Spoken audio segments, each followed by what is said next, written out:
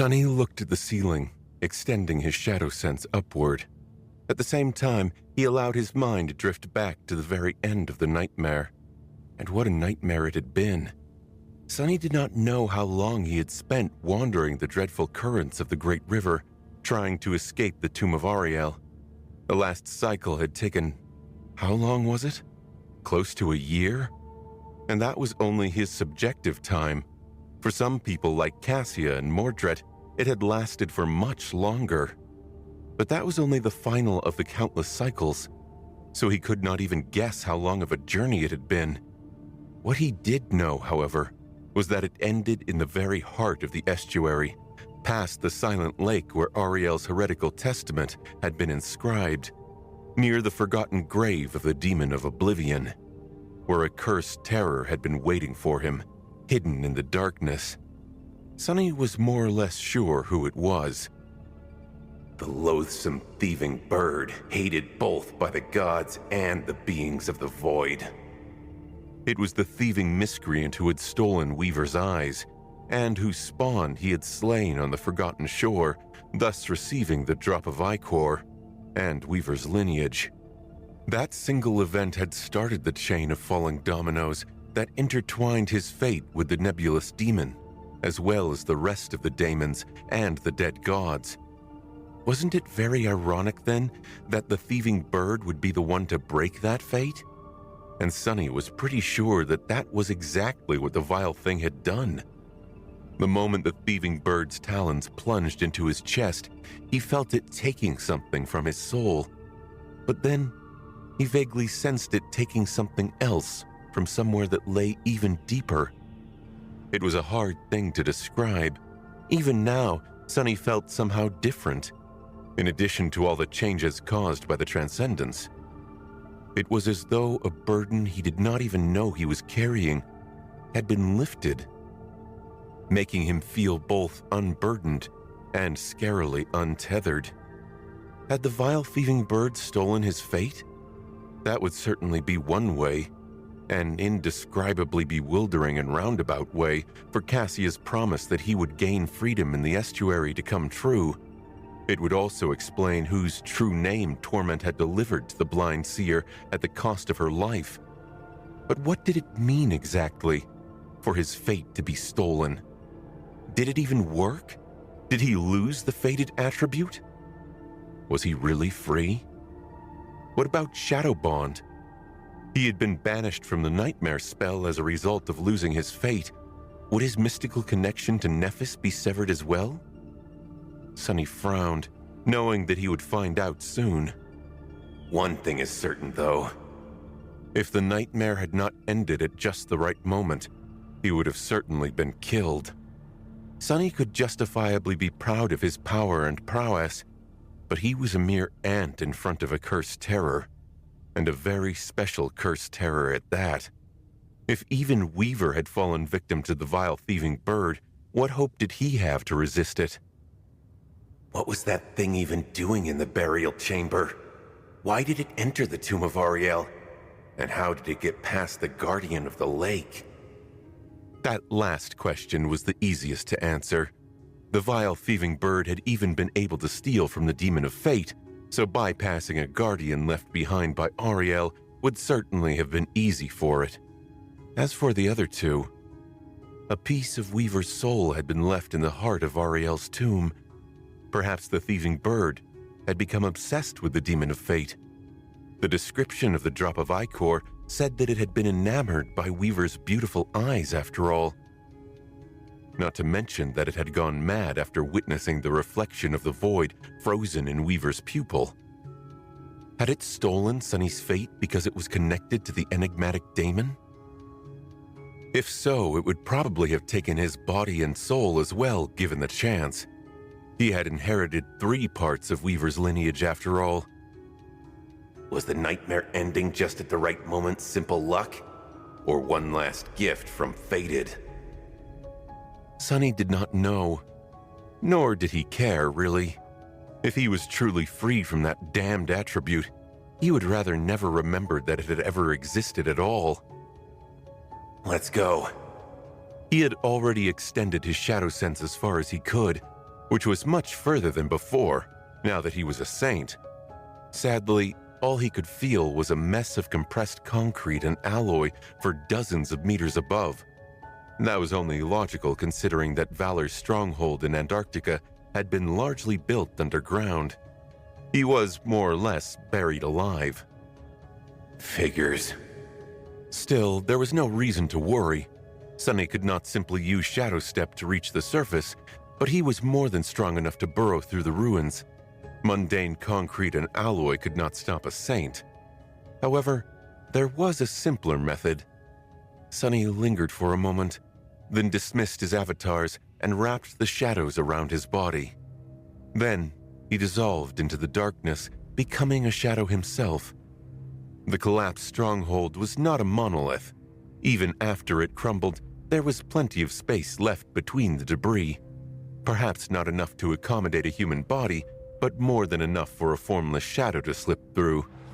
Gliding up the wall, Sonny slid into a thin crack between two concrete plates and slithered upward for a few meters, eventually reaching a dead end where the debris was compressed too tightly, leaving no gaps. There, he simply used Shadow Sense to locate another tiny pocket of empty space nearby and teleported to it, still maintaining the form of a shadow. Just like that, he ascended higher and higher, slowly approaching the surface. In the process, Sonny discovered something remarkable. Now that he could absorb the ambient essence well in the embrace of shadows, the rate at which his own essence was being consumed to keep himself intangible was lower than the rate at which it was being replenished. In other words, Sonny could remain in the form of a shadow indefinitely now, for as long as he stayed away from bright light and true darkness. Amazing. Eventually, he reached another large pocket of space and temporarily assumed corporeal form to look around. By some luck, the level of destruction was much lower here, enough so that there were mostly intact pieces of furniture strewn around the floor, covered in dust. Sonny observed the dark, claustrophobic space for a few moments, then took a step forward and bent down, fishing out a small device from under the dust. It was a standard-issue military communicator. Its screen cracked. Nevertheless, the communicator was still working. When Sonny picked it up, the broken screen lit up, revealing a fragmented image. The thing seemed to be malfunctioning, but he could still make out what he needed: the time and date. Staring at the blinking screen, Sonny opened his eyes wide. According to the broken communicator, today was roughly a week since the disastrous battle of the Black Skull. Considering the time the members of the cohort had spent traversing the harrowing desert, the spell sent them back to the exact moment they had entered the Seed of Nightmare. While they were wandering the dreadful depths of the Tomb of Ariel, time stood still in the waking world. Sonny let out a long sigh and tossed the broken communicator away. I see. He felt a strange mix of profound relief and tense apprehension. The reason for being relieved was obvious. Sonny did not know how many cycles it had taken them to conquer the nightmare, but from what he had seen in the estuary, it was at least thousands. Therefore, he had been secretly afraid to return to the waking world only to find out that humans there had gone extinct thousands of years ago. That Rain and everyone else he knew was long gone.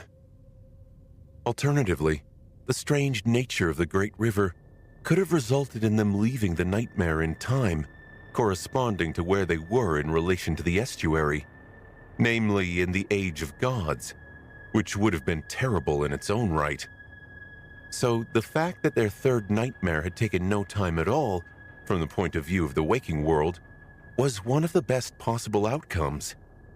However, it also meant that Sonny and the other members of the cohort had been sent to a continent where an unknown number of great horrors were currently roaming freely. Now that they were saints, did they stand a chance in a battle against the terrifying creatures that had entered the waking world during the Battle of the Black Skull? That was the reason Sonny felt tense. I wonder if we'll meet Skinwalker again. He smiled somberly, and then dissolved into shadows once more. At least I didn't miss years of Rain's life.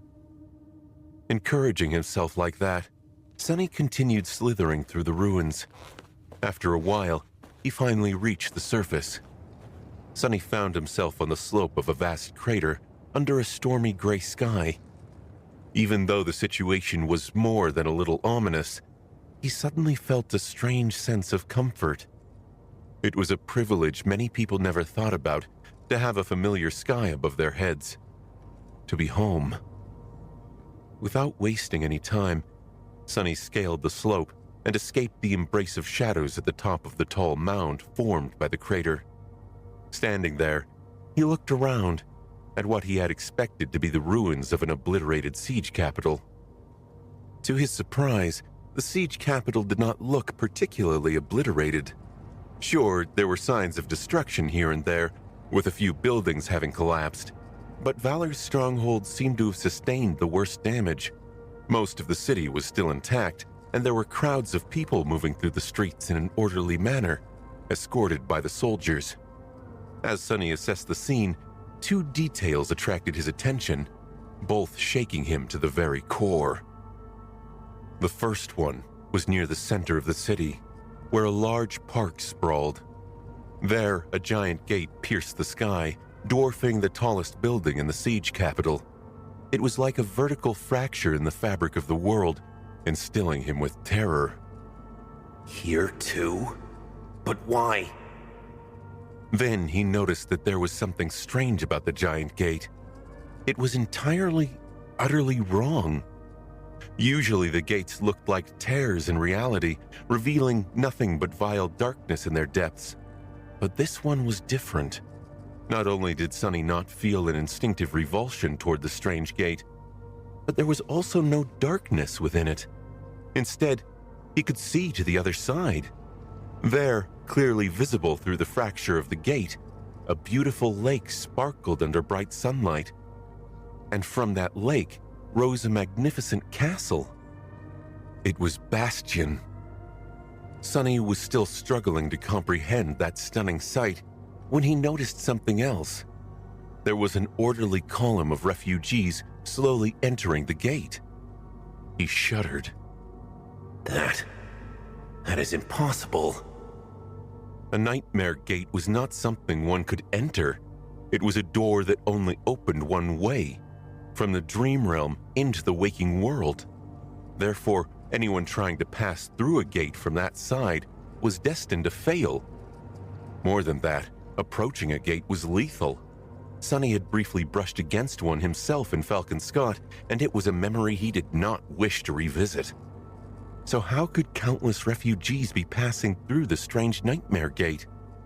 Was it even a nightmare gate? Or something else entirely? The answers to these questions were perhaps connected to the second detail Sonny had been stunned to see, and one that was far more chilling. Out there, far away from him, the great wall of the siege capital stood, broken and torn. Long spans of it had collapsed, and beyond them, a mountain of black flesh was rolling across the plain, devouring everything in sight. There were no soldiers, no awakened, and no lumbering MWPs on top of the damaged wall. However, there was a single human there, facing the great horror with indifferent resolve.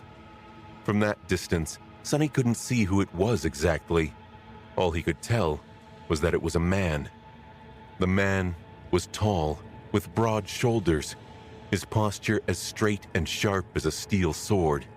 A long vermilion cloak fluttered in the wind behind his back. The man did not move, but the stormy clouds seemed to follow his will, flowing across the sky. A rustling haze connected the clouds with the crawling mountain of black flesh, as if rain was falling from the sky. Sonny looked up at the clouds that obscured the heavens like a gray veil. No, it can't be. It was only then that he understood that they were no clouds at all. Instead, There were countless flying swords, enough of them to form a storm front, all moving with clear and hypnotizing lethal intent. The haze he saw in the distance was not rain, but thousands of swords falling on the colossal abomination like a bombardment of slaying steel, shredding and slicing its profane flesh apart. Sonny paled, forgetting to breathe. He suddenly realized who the man facing the great horror was, what the strange gate was, and why the siege capital had not been destroyed yet. The King of Swords had descended into the waking world, and with him, the harrowing might of a sovereign's domain had descended as well.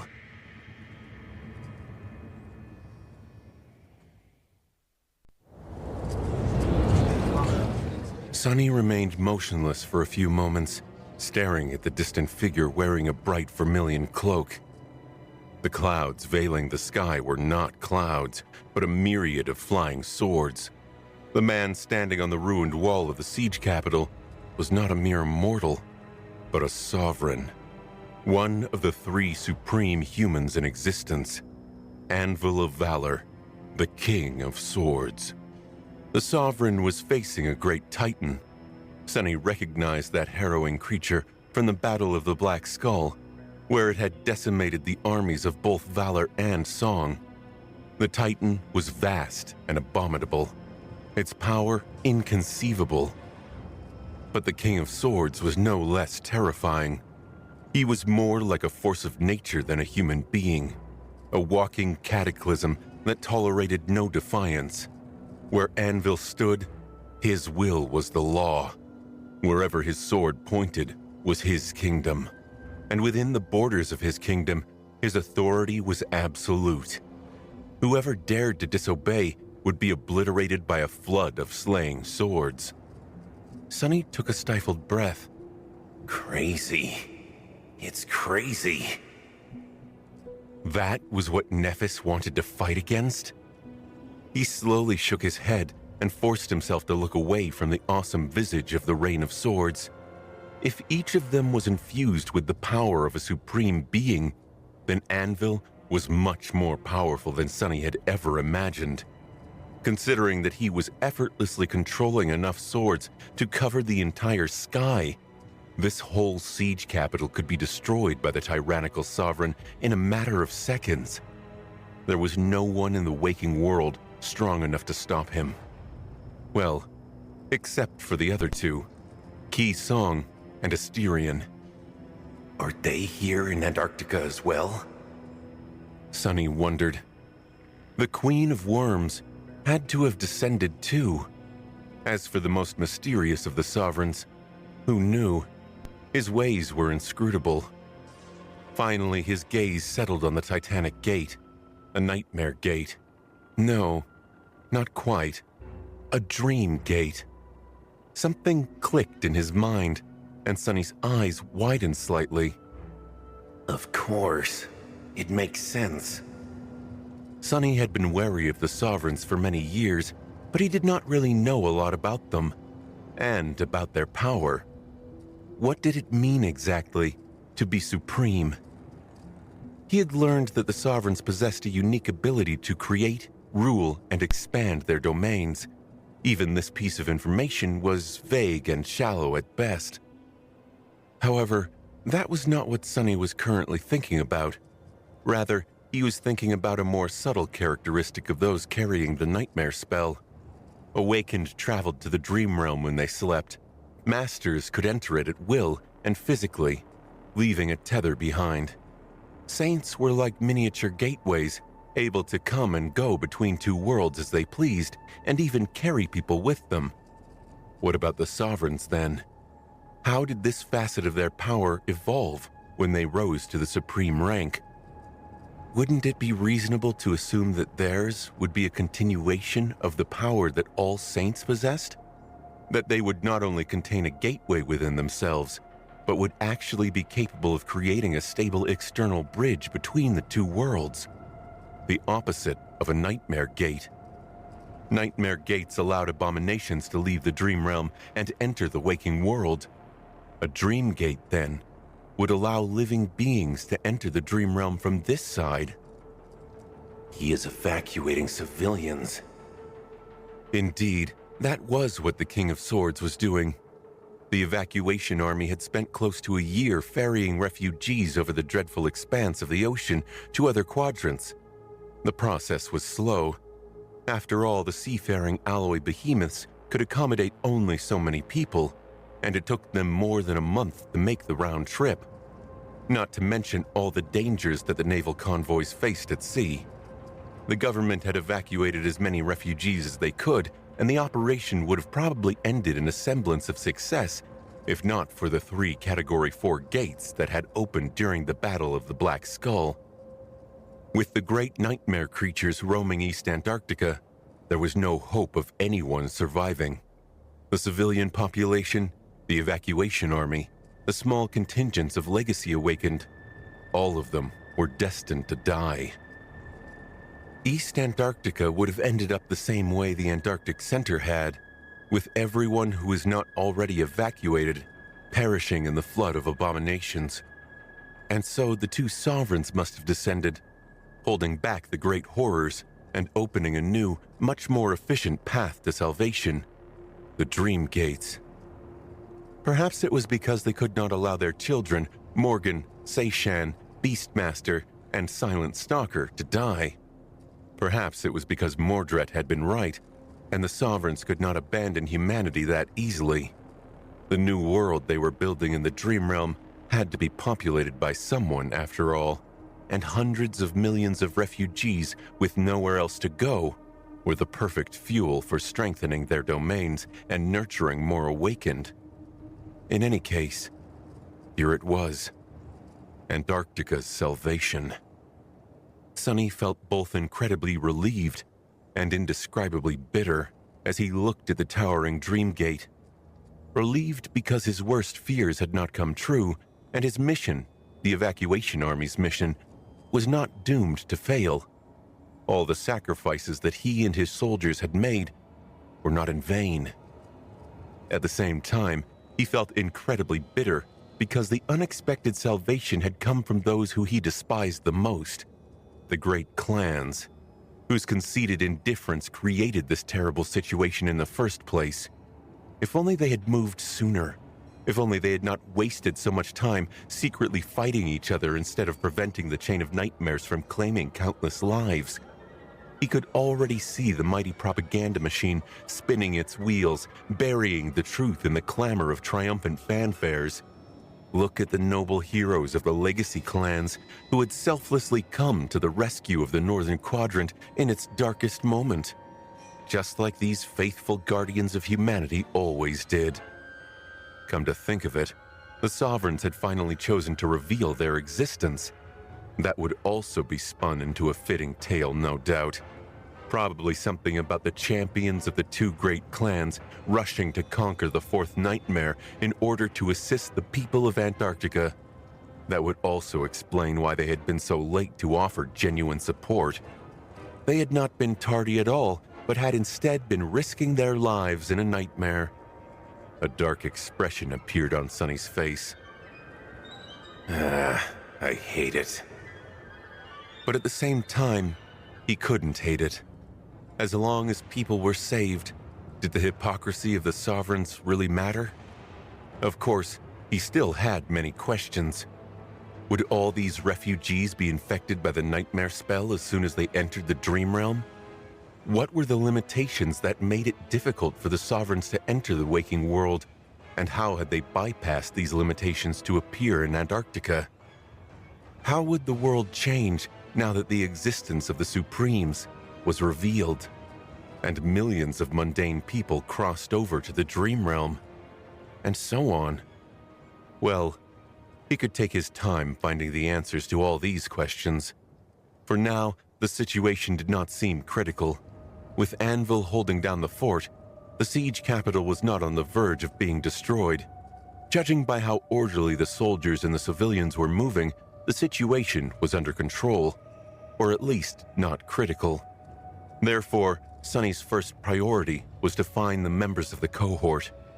Since he had been sent back to where his tether had been placed in the waking world, the rest of them would be too, which meant that Mordred and Jet had been sent to the siege capital controlled by Song, while Effie and Kai had been sent to the evacuation army headquarters.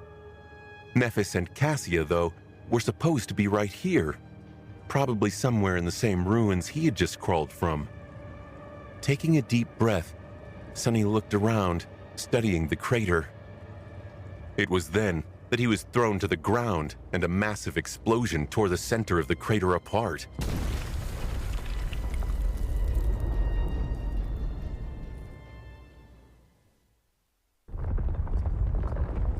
The ground shook, and some parts of the crater's slope collapsed. Sonny, who was standing on the edge of its mound, lost his balance and rolled down, dirt and pieces of debris raining on him from above. Ouch. Coming to a halt much further down the slope than he had been before, he could not see the Dream Gate and the King of Swords anymore. What he could see, however, was a towering pillar of white flame rising from the torn depths of the wide crater. It moved and twisted as if alive, as though a giant made from pure flame was stretching its shoulders after being trapped underground for a long time. For a moment, Sonny was entranced, thinking that he could make out the shape of a winged being woven from dancing flame hidden in the depths of the incandescent pillar. Then the whirlwind of flame collapsed on itself and slowly formed into a humanoid figure. The radiant being looked like a beautiful, pure spirit of immaculate light. Her graceful body contrasted against the dark soil of the deep crater. With wide wings spread behind her like a blinding mantle, she slowly glided down. The moment her feet touched the ground, it started to melt. Slowly, the brilliance of her skin grew dimmer and was then extinguished. Without the blinding light, Sonny could finally see who had just escaped the ruins. Of course, he had already guessed who it was. It was Nephis. She looked like the last time he had seen her, but also different. Not only because the white metal of the Starlight Legion armor was torn and scorched, breached in half a dozen places, and not only because her presence seemed to illuminate the world so much stronger and more tantalizingly than it had before, and not even because she had grown even more beautiful after undergoing the rebirth of transcendence. No, it was because Nephis had wings. A pair of white wings extended from her back, looking too majestic and pure to be a part of this mortal world. Sonny stared, enthralled. Partial transformation? There were transformation abilities that had several steps to them. From the look of it, Neph's had at least 3. The winged form, the brilliant spirit of light whose radiant body seemed to contain an ocean of furious flame, and the vast mass of unleashed fire that could seemingly assume any form, or no form at all. At least that was what Sonny surmised after catching a glimpse of Neph's striking arrival. There had to be more to this transformation, of course. Sonny doubted that a divine aspect would be limited to enhancing one's might and granting one the ability to fly. He stared for a few more moments, then sighed. Well, I can ask her later. For now, Sonny had to do something very unpleasant. Namely, explain himself. What was one supposed to say after leaving his partner to face the last challenge of a dreadful nightmare alone? Sorry I had to step out to break fate really quick? He winced, not looking forward to that conversation at all. Shaking his head, Sonny stood up and spent a moment evaluating his appearance through the shadows. He would be lying if he said that he wasn't apprehensive about his looks at the moment. Becoming transcendent had improved his body once again, after all, so he was certain that he was now reasonably attractive. Even though it was a bit childish, he wanted Nephis to see him in the best possible light the first time they met after escaping the Tomb of Ariel. Sadly, it did not really matter. No matter how beautiful the transcendence had made him, it was impossible to tell what he looked like right now, because Sonny was completely covered in dirt, dust, and soot. His face was almost entirely hidden behind a layer of grime. Curses. He hastily rubbed his face, but only managed to spread the dirt around. God damn it. It was too late, however, because that movement attracted Neff's attention. She turned her head and looked at him, her eyes shining with radiant white light. Sunny smiled nervously, then hesitated and took a step in her direction. He had more than one reason to feel nervous. There were the complicated intricacies of his relationship with Neffis, and the consequences of the choice he had made, yes. But there was also the reason he had made that choice.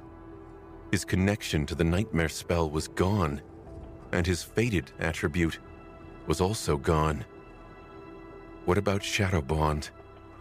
As Sunny walked, considering what he would say, Neffis spoke in a calm, even tone. Stop.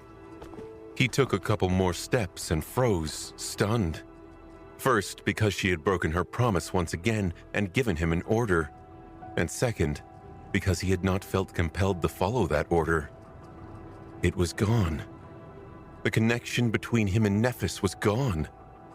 Even though Sunny had stopped, it was of his own volition. When she told him to do so, there was nothing forcing him to stop walking. Nothing had overwritten his personal will. Nothing had violated his freedom and agency. Even though he had received a direct command, there was no reaction at all. Sunny took a shaky breath. It worked. It worked. An involuntary smile found its way onto his face. I'm free. Sunny had been a bit scared to face Neffis after abandoning her at Verge, but he was much more scared that his decision to leave had been for nothing. That would have been a really, really bitter pill to swallow. But luckily, it had not been in vain. Everything had worked just as promised. Fated was gone. The chain of Shadowbond wrapped around his neck was gone as well. His wish had come true. His smile widened, refusing to go away, which was a bit awkward considering the nature of the conversation they were about to have. Sunny opened his mouth, trying to say something, but Neffis beat him to it. Looking at him coldly, she frowned slightly and asked, "Who are you?" There was no hint of recognition in her voice. "Identify yourself." Sunny's smile froze. His body froze too. For a moment, he was utterly confused, doubting that he had heard Neffis correctly. But there was no doubt. Her voice was very clear. Identify yourself? What is she doing? Giving me the cold shoulder? He could understand if she was angry at him because of what had happened on the cold shores of Verge, resentful even. But still, wasn't it a bit childish to pretend as if she did not know him? Sunny tried to calm down, but at the same time, he knew that he was deceiving himself. Neffis was not the kind of person to lash out by treating him as a stranger. She just genuinely did not recognize him. How can it be? Well, to be fair, he was indeed covered in dust and dirt from head to toe. It was easy to mistake him for someone else. No, was it? It might have been for someone else, but not for Neffis. She knew him far too well for that, not to mention that he was wearing a rather unique set of armor. There was no mistaking the onyx mantle. Sunny hesitated, not knowing what to say. But he had to say something, because the pressure of the flaw was building, forcing him to answer. It's me, Sunny. His voice sounded strangely lost. Neff's frown deepened slightly. Your affiliation. Petrified and feeling his hair stand on end, Sunny answered stiffly. Evacuation Army, I guess? Army Command, Special Envoy? What was going on? What was happening? As Sunny was balancing on the edge of mental collapse, desperately trying to keep the emotions from showing on his face, Neffis nodded. It seemed that she accepted his explanation easily. She looked around, then opened her mouth to say something, possibly to ask what was going on, what date it was, and what state the Southern Quadrant was in. But then her expression changed, and she turned slightly, as if listening to a distant sound. Cassia.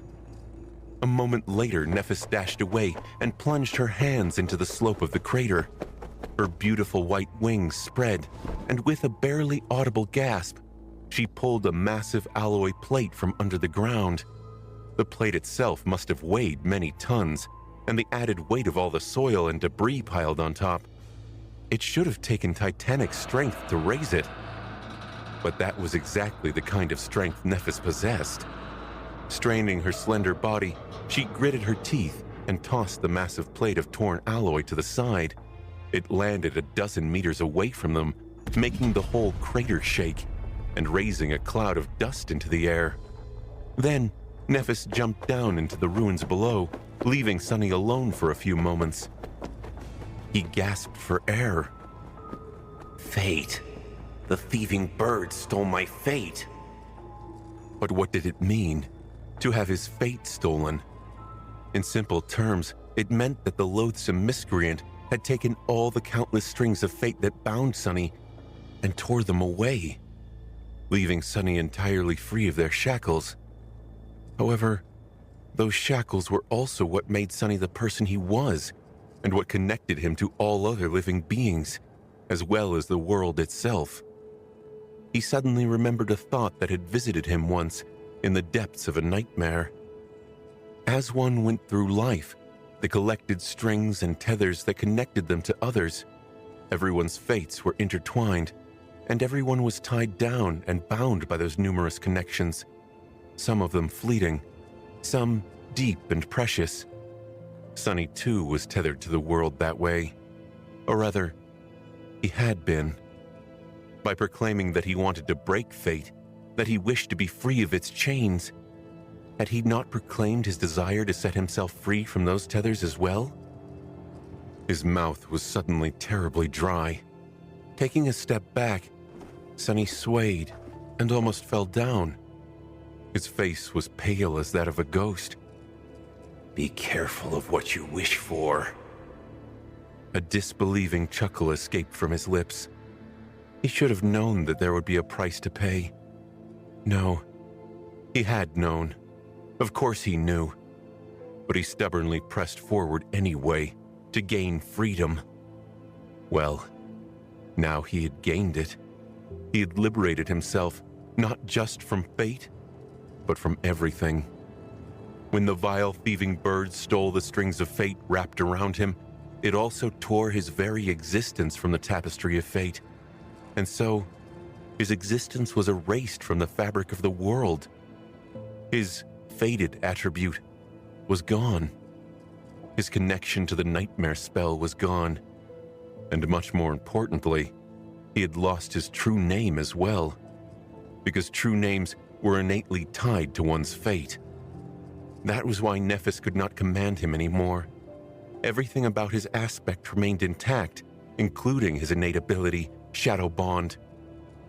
Find a worthy master and let them know your true name. Once they recite it out loud, you will be bound to their will, unable to disobey any command. It is improper for a shadow, let alone a divine one, to walk around without a master. Shadow Bond had not disappeared. It was just that Sunny did not have a true name anymore, and therefore, its condition could not be fulfilled. The bond formed between him and Nephis was broken, and no one else was going to be able to enslave him ever again. Because a fateless being could not earn a true name, Sunny was truly and utterly free. But at what cost? The memories of his existence had been erased from the world. Be careful of what you wish for. Sunny fell to the ground and looked up at the gray sky, drowning in the flood of rustling swords. After a while, a terrible smile split his face like a jagged chasm. taking a shallow breath.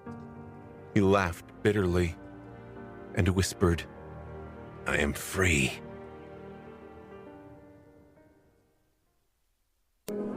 Winter had grasped the streets of NQSC with frigid fingers, making people on the streets shiver from the chill and hurry to get inside. The sky was distant and cold, full of icy clouds. In one of the more prosperous districts of the city, a splendid-looking young man was sitting on a rusty bench, cradling a cup of luxurious plant-based coffee in his hand. Despite being dressed in light clothes, he didn't seem to be bothered by the cold. In fact, he looked like nothing in this world could bother him. The people rushing past the park couldn't help but throw furtive glances at the young man. His expensive clothes, lithe figure, alabaster skin, gleaming onyx eyes, and lustrous raven black hair. But most of all, the aura of confidence and subdued power emanating from him made the young man look out of place. It was as if he belonged in a marble palace instead of this small and bleak park. Taking a sip of his coffee, Sonny grimaced and shook his head. Still bitter. Standing up, he tossed the empty cup into a trash bin and crossed the street. There, a convenience store invited potential customers to come inside with a colorful sign. Sonny hesitated for a moment, then opened the door and did just that. The bell fixed above the door rang melodiously, announcing his arrival to the clerk. Ignoring the clerk, who was staring at him with wide eyes, Sonny looked around the modest store. There were all kinds of food items on the shelves, from cheap synth-paste rations to more extravagant natural snacks. This district was mostly visited by a somewhat affluent crowd, so there was a lot to choose from. That said, Sonny did not really know what to buy.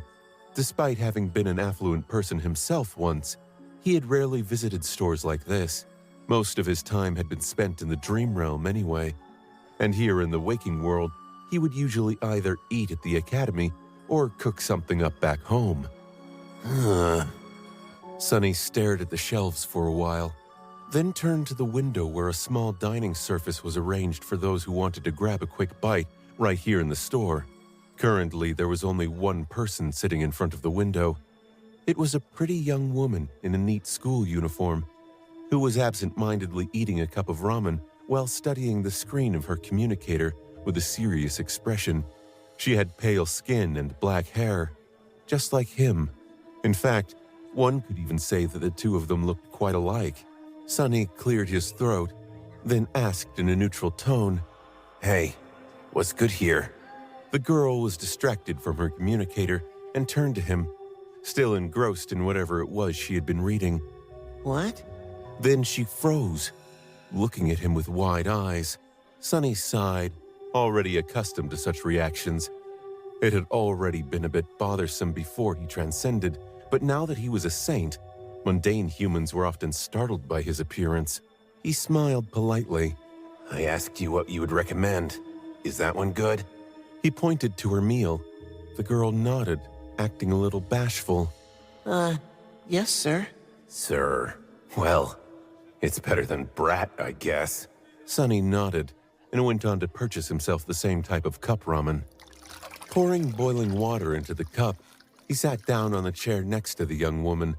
There were only a few chairs there, to be fair, and looked into the window. He was unperturbed, but she seemed to be feeling awkward. After a few moments of silence, the girl asked in a shy tone, "Can I ask you, sir, are you an awakened?" Sonny glanced at her, then opened the steaming cup of ramen and picked up his chopsticks. "Oh, sure." He enjoyed the spicy smell, then slurped a generous portion of noodles and chewed them with visible delight. "Wow, you weren't lying. This one is really good."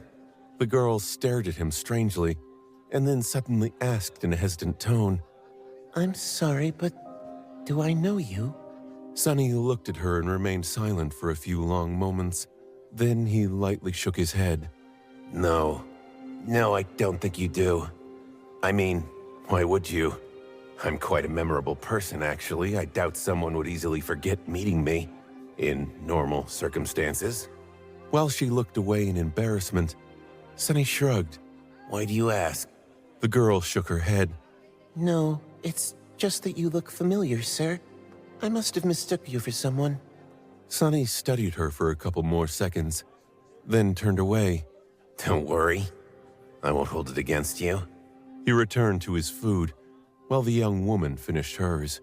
They didn't speak again for a while, but then Sonny suddenly asked, Are you a local here in NQSC?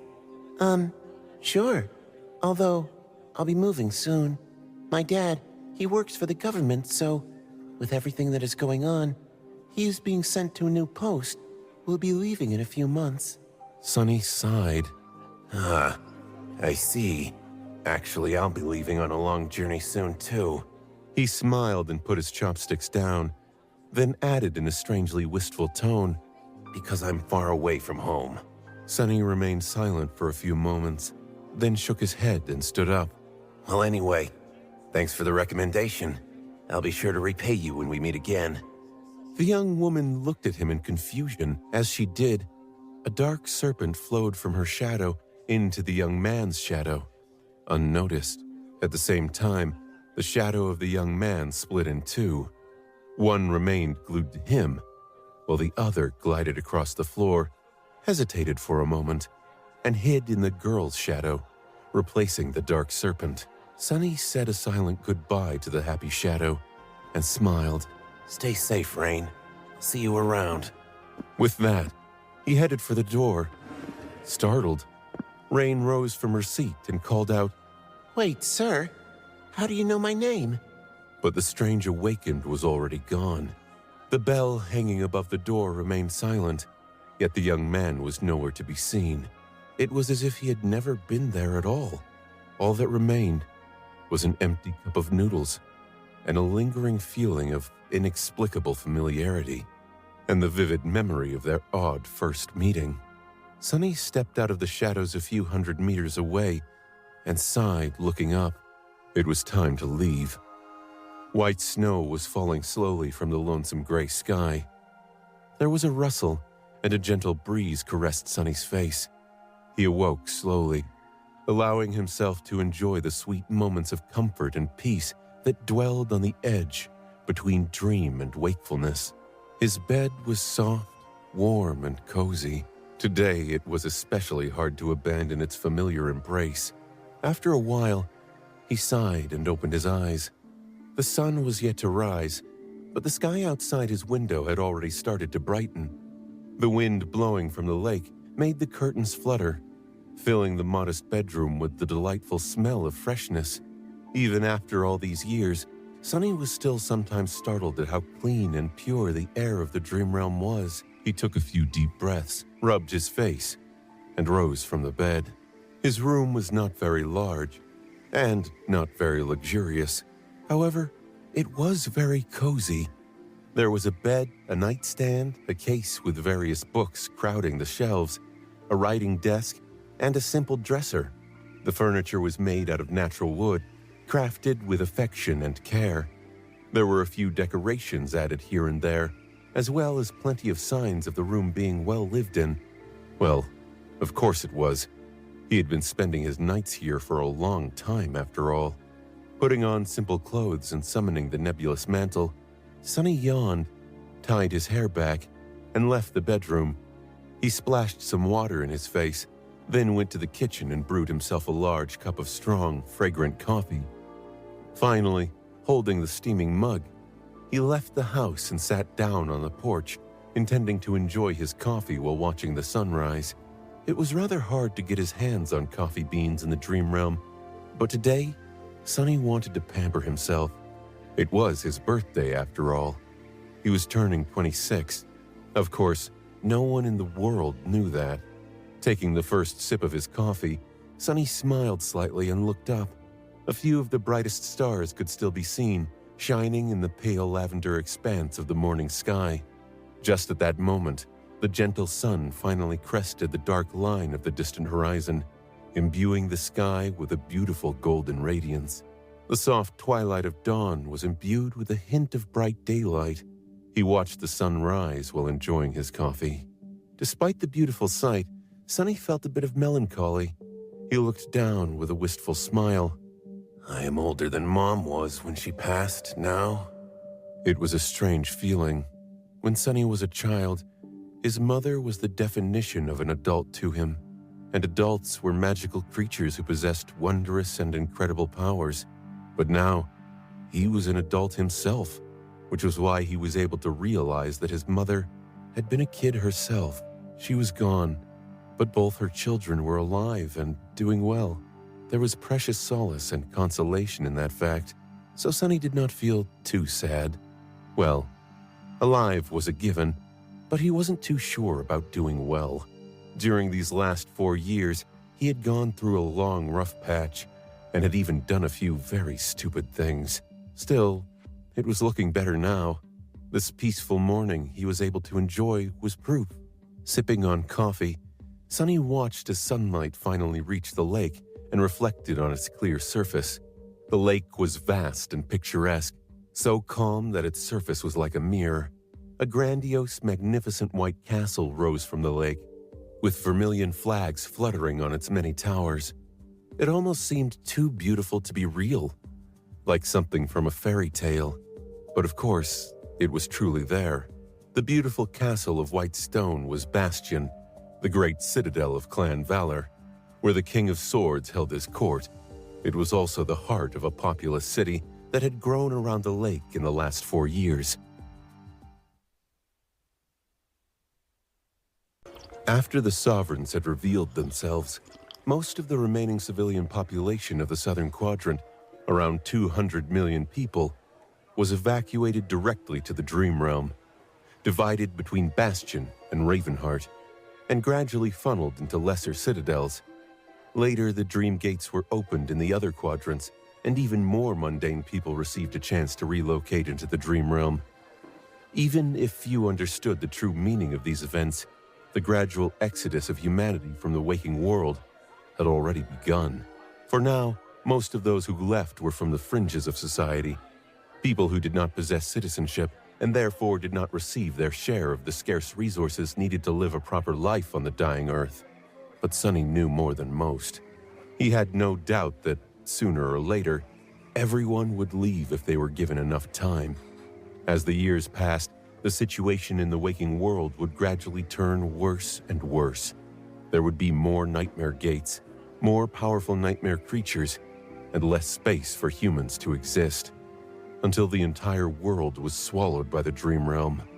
Granted, humanity was growing stronger too. The chain of nightmares had been like a turning point in history. Before, the number of awakened in the world was relatively limited. There were 100,000 awakened or so, a few hundred masters, and a few dozen saints. After Antarctica, these numbers changed. By now, there must have been no less than 1 million awakened out there, with several thousand masters, and more than 100 saints guiding them all to fight against the nightmare creatures. The balance of power that had been maintained for decades was finally broken, and humanity set out on the path of no return. There were hundreds of millions of mundane humans residing in the Dream Realm too. Many lived in the sprawling cities surrounding the 3 great citadels, but most had settled across the lesser citadels, scattered around the human-controlled regions of this dangerous world. Dozens of towns had popped up here and there, all developing swiftly. Of course, life in the Dream Realm was not easy, and people had to go through a period of adjustment before becoming accustomed to this new, harsh reality. But since most of them were either refugees or from the outskirts of the overcrowded siege capitals, they were no strangers to discomfort. Instead, the lives of many had only improved after leaving the waking world behind. They could not return anyway. Or rather, they could not return without risking their lives. The moment a mundane human entered the Dream Realm, a seed of nightmare was planted into their soul. However, that seed would not bloom, summoning them into the first nightmare, unless one of 2 conditions had been met. One of the conditions was stepping back into the waking world. The other was leaving the territory of the domain to which they had pledged their loyalty.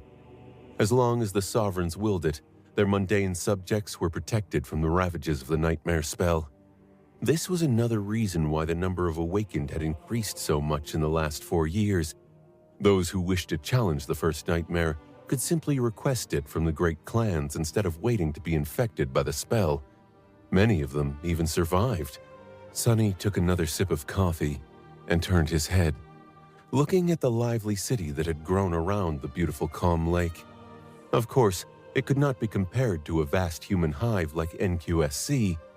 However, there were still a startling amount of people here, at least 12 million of them or so. Another 1 million or 2 lived in the castle itself. Building a city like that in a short amount of time was a great undertaking, but with thousands of awakened participating in the construction, all possessing inhuman strength and powerful aspects, it happened surprisingly quickly. Now the city looked neat and tidy, with 2 or 3-storied houses lined along lovely streets. The houses were built from white stone, their roofs covered by colorful red tiles. There were plenty of trees and greenery as well, with parks, gardens, and water features placed harmoniously here and there. Modern technology might have been hard to use in the Dream Realm, but nothing prevented the city planners and architects from using the vast accumulated knowledge of humanity and all the processing power of the waking world to do all the preparatory work in advance. In short, Bastion looked very pretty and picturesque. It was also usually quite lively. This early in the morning, however, most people were still asleep, which was why Sunny was able to enjoy his coffee surrounded by peaceful silence. Oh, he owned a house in Bastion as well. More than that, it was a house many would be jealous of. Although not as prestigious as being able to live in the castle itself, his property was on the very shore of the lake, with its back windows opening straight to the water. It was an elegant 1-story cottage, which was seemingly built from brown bricks with a sloping tiled roof and a tall chimney. There was a small garden in the back and a neat lawn in front of it, with herbs and flowers growing in ceramic pots. Since it was situated at the end of the street, few people ever passed by. If they did pass by, however, they would have seen a modest sign hanging above the door of the cottage. It read, Sunny's Brilliant Emporium, Cafe and Memory Boutique. As the city was slowly waking up, Sunny finished his coffee and leaned back, enjoying his last moments of peace. He did not have a lot of regular customers, but there were some. They were probably going to start arriving soon, which meant that he would be busy for the next few hours. Before that, however, he glanced at his shadow, his gaze becoming distant for a moment.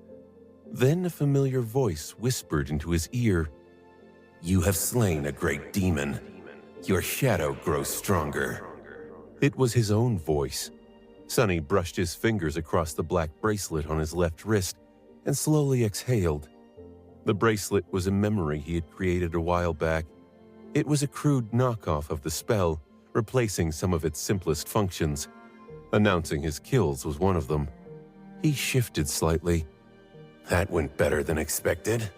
He had just killed the great demon. Well, technically, it was his other self that had done it. His avatars were not beholden to the maximum range of shadow control, so there was a vast distance between them. Currently, Sunny was simultaneously in 3 separate locations.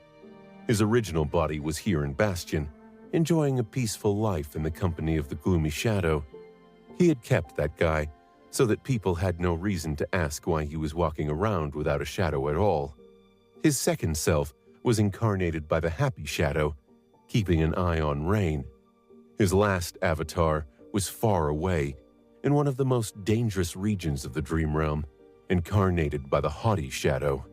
Haughty, naughty, creepy, and crazy were together. Saint, Fiend, Serpent, and Nightmare were with them as well. Unlike the first two, the third Sunny knew no peace. He wielded the most power of the 3 and spent his days in eternal darkness, often clashing with dreadful abominations. Of course, the 3 of them were actually one person, so Sunny had been enjoying a peaceful morning in Bastion, accompanying Rain, and battling the great demon at the same time, all along. But he had grown good at compartmentalizing over the years. allowing him to at least pretend to live 3 separate lives. So that thing is finally dead, huh? It had taken him almost a month of meticulous preparations to finally attack the abomination in its lair. Sunny had expected to sustain heavy injuries, but the battle ended well. With the demon's death, there was no one left to challenge him in the immediate vicinity of the temple. Sunny lingered for a moment, then summoned the runes. A field of familiar symbols appeared in front of him. The runes themselves might have been the same, but they looked a bit different. He had designed this whole thing himself, after all, tying the enchantment to his memory, perception, and the black bracelet. So Sunny had taken liberties to change the look and feel of the field of runes to his taste. The runes read, Name, Sunless. True name, Rank, Transcendent. Class, Terror. Shadow cores, 6 out of 7. Shadow fragments, 1,591 out of 6,000. His true name had been lost in the tomb of Ariel, and he could not earn another while banished from fate. As for his shadow fragments, seeing the measly number, which had been very slow to increase in the past 4 years, made Sunny a bit disheartened. But there was nothing he could do about it. He had slaughtered countless nightmare creatures after becoming a saint. Their blood would have been enough to fill the lake surrounding Bastion. The problem was, his soul only grew stronger when he killed corrupted and great abominations, which were not that easy to find, and harder still to survive. So, he had only managed to slay a mere 1,000 of those or so. Of course, if anyone heard Sunny being disappointed about only killing 1,000 corrupted and great nightmare creatures, they would have slapped him across the face. But for him, it was a sign that he would not be able to become a Titan anytime soon. Unless he found some shadow creatures to hunt at least. Sadly, Sunny had not discovered any in all these years. It seemed that shadow creatures had gone entirely extinct, during or soon after the Doom War. Come to think of it, discounting Fiend, he had never encountered a corrupted shadow creature. Were there none? Or had they remained somewhere far away, in a place that he wasn't able to find yet? Shaking his head, he glanced back at the runes. Memories, Silver Bell, Puppeteer's Shroud, Extraordinary Rock, Endless Spring, Weaver's Mask, Shadow Lantern, Shadow Chair, Overpriced Saddle, Weaver's Needle, Nebulous Mantle, Handy Bracelet, Quintessence Pearl. There was no surprise there. Sunny made his living by creating memories, but strangely enough, he was not in a hurry to create many memories for himself. He did not need to seek power in them because he himself possessed tremendous power. With Onyx Mantle and Soul Serpent, most of his needs were met, which was not to say that Sunny did not plan to forge himself new equipment in the future. It was just that what he wanted to create was too ambitious to be crafted in a hurry, and he had only opened up his shop a year ago. For now, the only memories he crafted for himself was the Quintessence Pearl, which was basically an improved version of the destroyed Essence Pearl, and the Handy Bracelet, the poor replacement for the spell. He also modified Ananka's mantle a bit, renaming it the Nebulous Mantle in the process. The Quintessence Pearl and the Handy Bracelet were simply for convenience, but the last one was of vital importance for him. After all, it was the Nebulous Mantle that allowed him to live in Bastion, pretending to be a mere master. If people found out that the humble shopkeeper was a saint, things would become complicated. Sunny turned back to the runes. Echoes, Shadows, Onyx Saint, Soul Serpent, Nightmare, Shadow Fiend, Marvelous Mimic. The Marvelous Mimic was what Sunny had called the latest of his shadows, which was created from the modified Covetous Coffer and the shadow of the Mordant Mimic. It was the only shadow that he kept with himself in Bastion instead of sending it to his third avatar.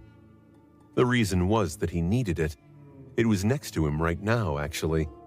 The unassuming brick cottage where his shop was located was, in fact, not a cottage. It was the marvelous Mimic, who had taken the shape of a picturesque house. Its interior existed in a separate dimension, which allowed Sonny to hide a lot of things below ground. His house could also walk, swim, shapeshift, devour intruders, and produce soul coins, among other things. Sonny had lost his home in NQSC after his existence was erased from the tapestry of fate, so he made sure that his new home would be able to follow him wherever he went. Smiling faintly, he glanced back at the runes. They read, Attributes, Lord of Shadows, Flame of Divinity, Blood Weave, Bone Weave, Soul Weave, Onyx Shell, Fateless. The Master of Shadows had evolved into the Lord of Shadows during his transcendence. Its description was succinct. Shadows recognize you as their ruler. With it, all his abilities had been strengthened and enhanced. The range of his shadow control was now north of 40 kilometers, and he could extend his shadow sense just as far. He could remain in the form of an incorporeal shadow indefinitely and cover great distances with each shadow step. The depths and intricacy of what he could manifest wild shadows into had also increased tremendously. In short, it wouldn't be an exaggeration to call Sonny a demigod, or rather, to call his third avatar a demigod. This version of Sonny was just a modest master with a utility aspect who ran a cafe and sold memories from time to time. All people could call him was harmless.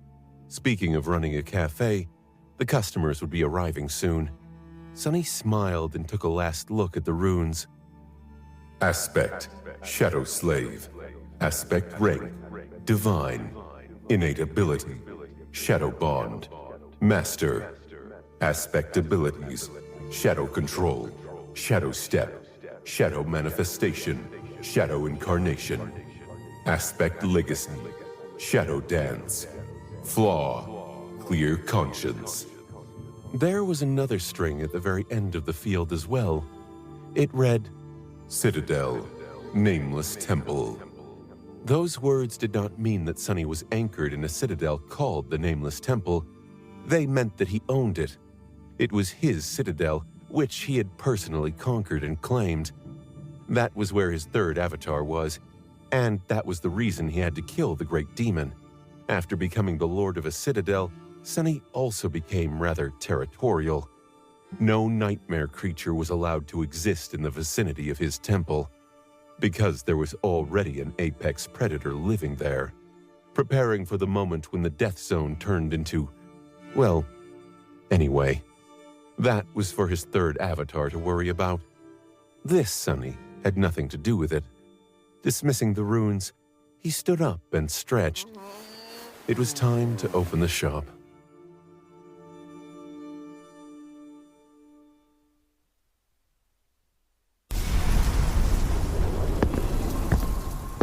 Before Sonny went inside, he lingered for a few moments and glanced at the magnificent castle one last time.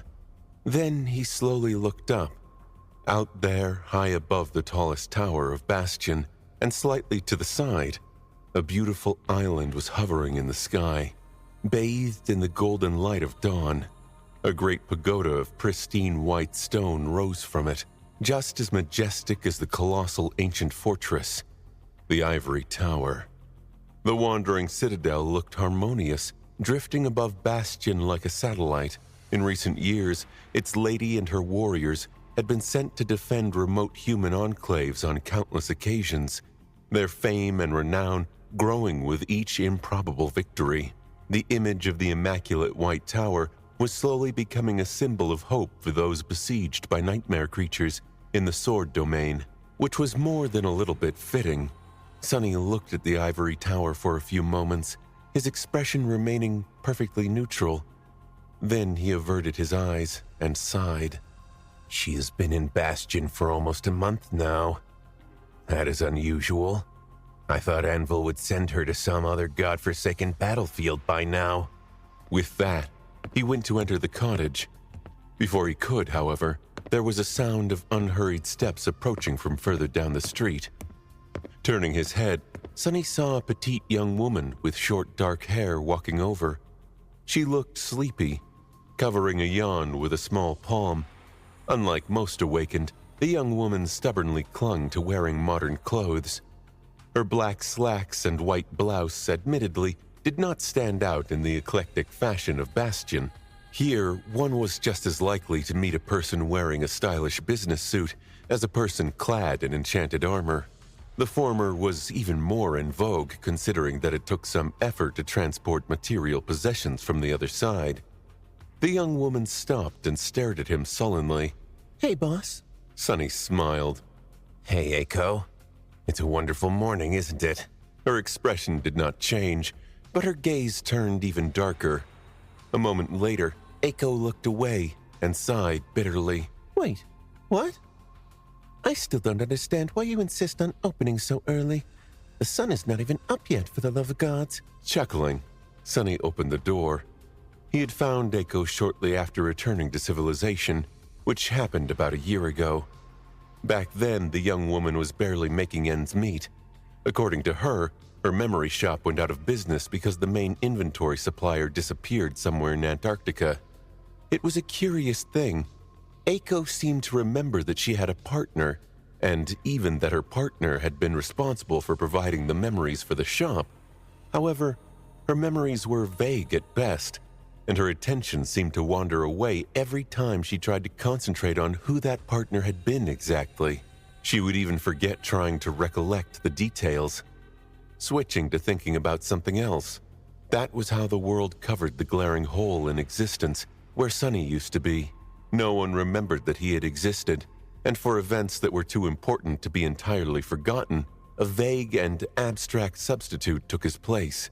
Just some guy, an inconsequential stranger, a fleeting acquaintance, a comrade who had perished long ago, their face and voice erased from memory by the passage of time. People vaguely recognized that someone had been there, side by side with them, but as soon as they concentrated on these memories, their minds naturally wandered to other matters. The same went for the material traces he had left in the world. There was that famous movie, for example, The Devil of Antarctica. It had been inspired by his actions during the Southern Campaign. People knew that the main character was based on a real person, but were incapable of thinking deeply about who that person was. So they just assumed the main character was a representation of the collective heroism of countless soldiers who had perished in Antarctica. Oh, Sunny was dead officially, not that anyone knew or remembered. Therefore, his citizenship status had been revoked, his accounts frozen, and his house in NQSC resold. In short, not only had everyone forgotten him, but they were even incapable of becoming aware of having forgotten him. His smile turned brittle. In any case, Eiko had been reluctant to pledge her allegiance to the legacy clans or the government. She had lost her job as Kai's manager when he enlisted, and the Brilliant Emporium was on the verge of going bankrupt. That was when Sunny found her and purchased the ownership of his own business back from her. After all, although the countless nightmare creatures he had slaughtered while aimlessly wandering the dream realm had not given him a lot of shadow fragments, they had provided him with numerous soul shards. He was secretly an extremely wealthy person. Since Sunny needed a capable manager to help him run the Emporium, he hired Eiko once again. Now she was playing the role of his assistant as well as, begrudgingly, assistant cook. Come on, the early risers will be here soon. The two of them went to the spacious kitchen and started preparing for the day. Sunny was preparing the ingredients, while Eiko went over the books with a frown on her face. Boss, we're running low on most ingredients. You need to make a trip to the waking world soon.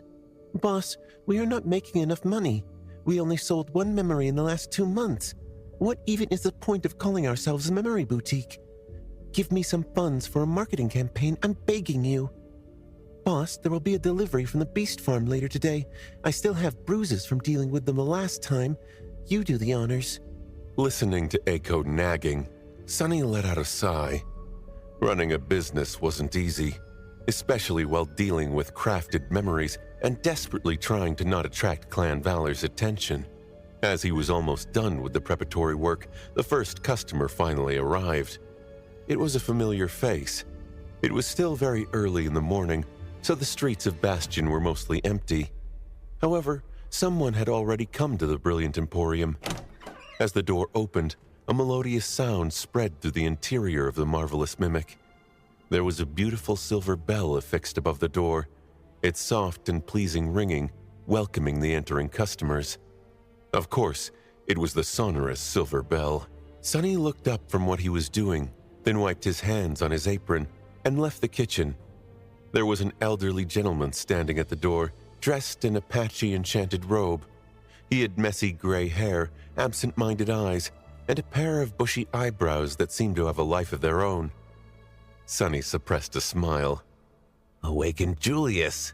You are here early? The old man looked at him and smiled politely. Ah, Master Sunless.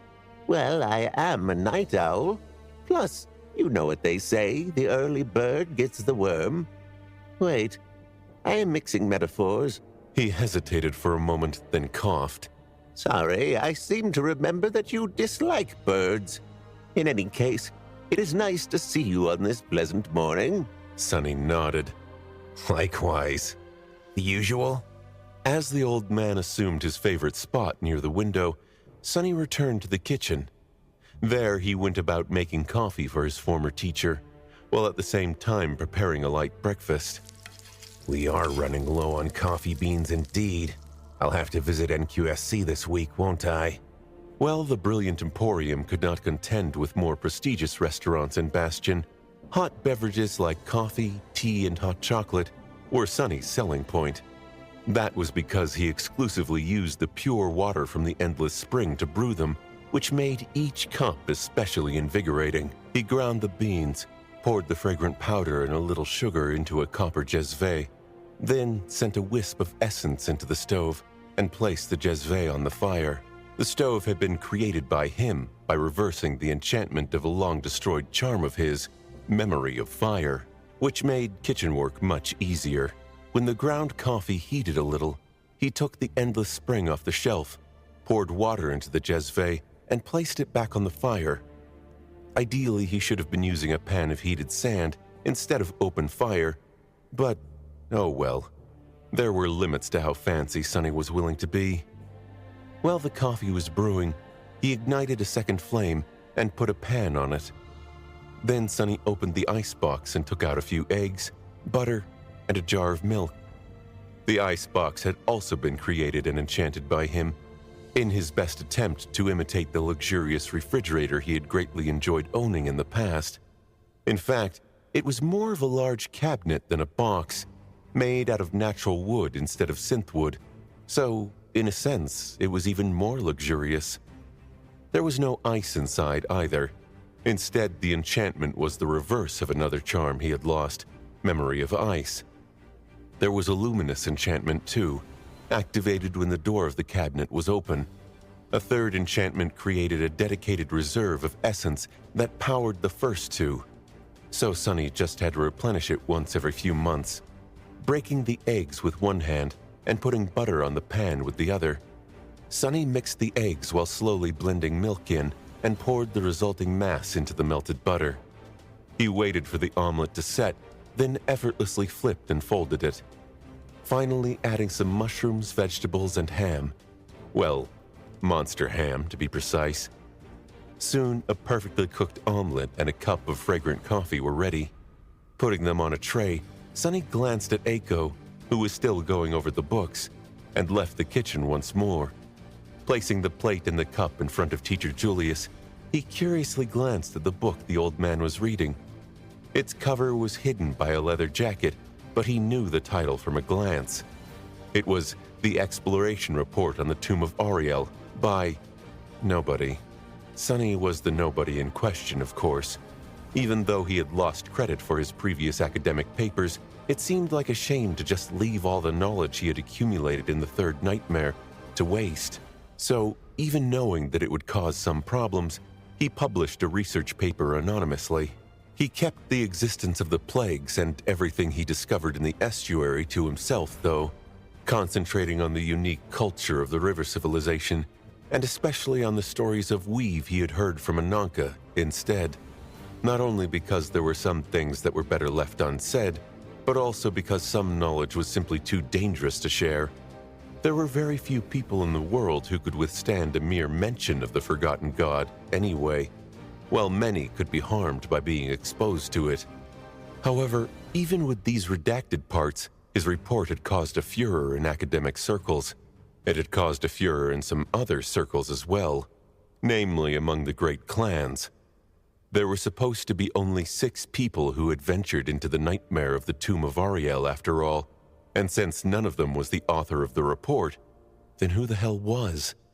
And how did that person know so much about the Great River? Needless to say, the existence of the exploration report, written by nobody, was under a lot of scrutiny, which was why even a respected professor like Teacher Julius chose to hide its cover under a jacket and read it in the dream realm as opposed to on his communicator in the waking world. When the old man smelled the delicious fragrance of coffee, he got distracted from his book and looked up. That smell. I've been looking forward to it all week. Sonny smiled and pointed to the exploration report. Are you reading that report again, Awakened Julius?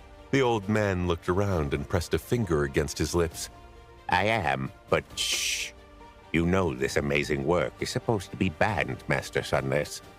He picked up a fork and sighed dejectedly. Such a travesty. The depth of knowledge and wisdom the author of this remarkable work possesses is truly astounding. Their discoveries and insights have truly overturned our understanding of the history of the Dream Realm, especially its later stages, not to mention the incredible revelations about the origins of the nightmare spell they documented. Such a person should be lauded and celebrated, not hunted. Those legacies are really out of line this time. Sonny smiled politely. Who do you think the author is? Teacher Julius looked thoughtful for a moment. A person of utter brilliance and integrity, no doubt. Well, they should be an old fossil like me, most likely. Probably one of the first-generation saints. Otherwise, I don't see how they could have survived the harrowing depths of the Great River, let alone being found out by those who are trying to find them. He sighed. Well, a young man like you won't understand, Master Sunless. Being an explorer is a noble calling, you see. Not that there's anything wrong with making an honest living like you do. Gods know, I would have been lost without your excellent cooking skills. Please excuse my outburst. This old man was being impolite. Sonny chuckled. No, you're right. Please, enjoy your breakfast. With that, he bowed slightly and took a step back. The silver bell rang again, announcing the arrival of the next customer.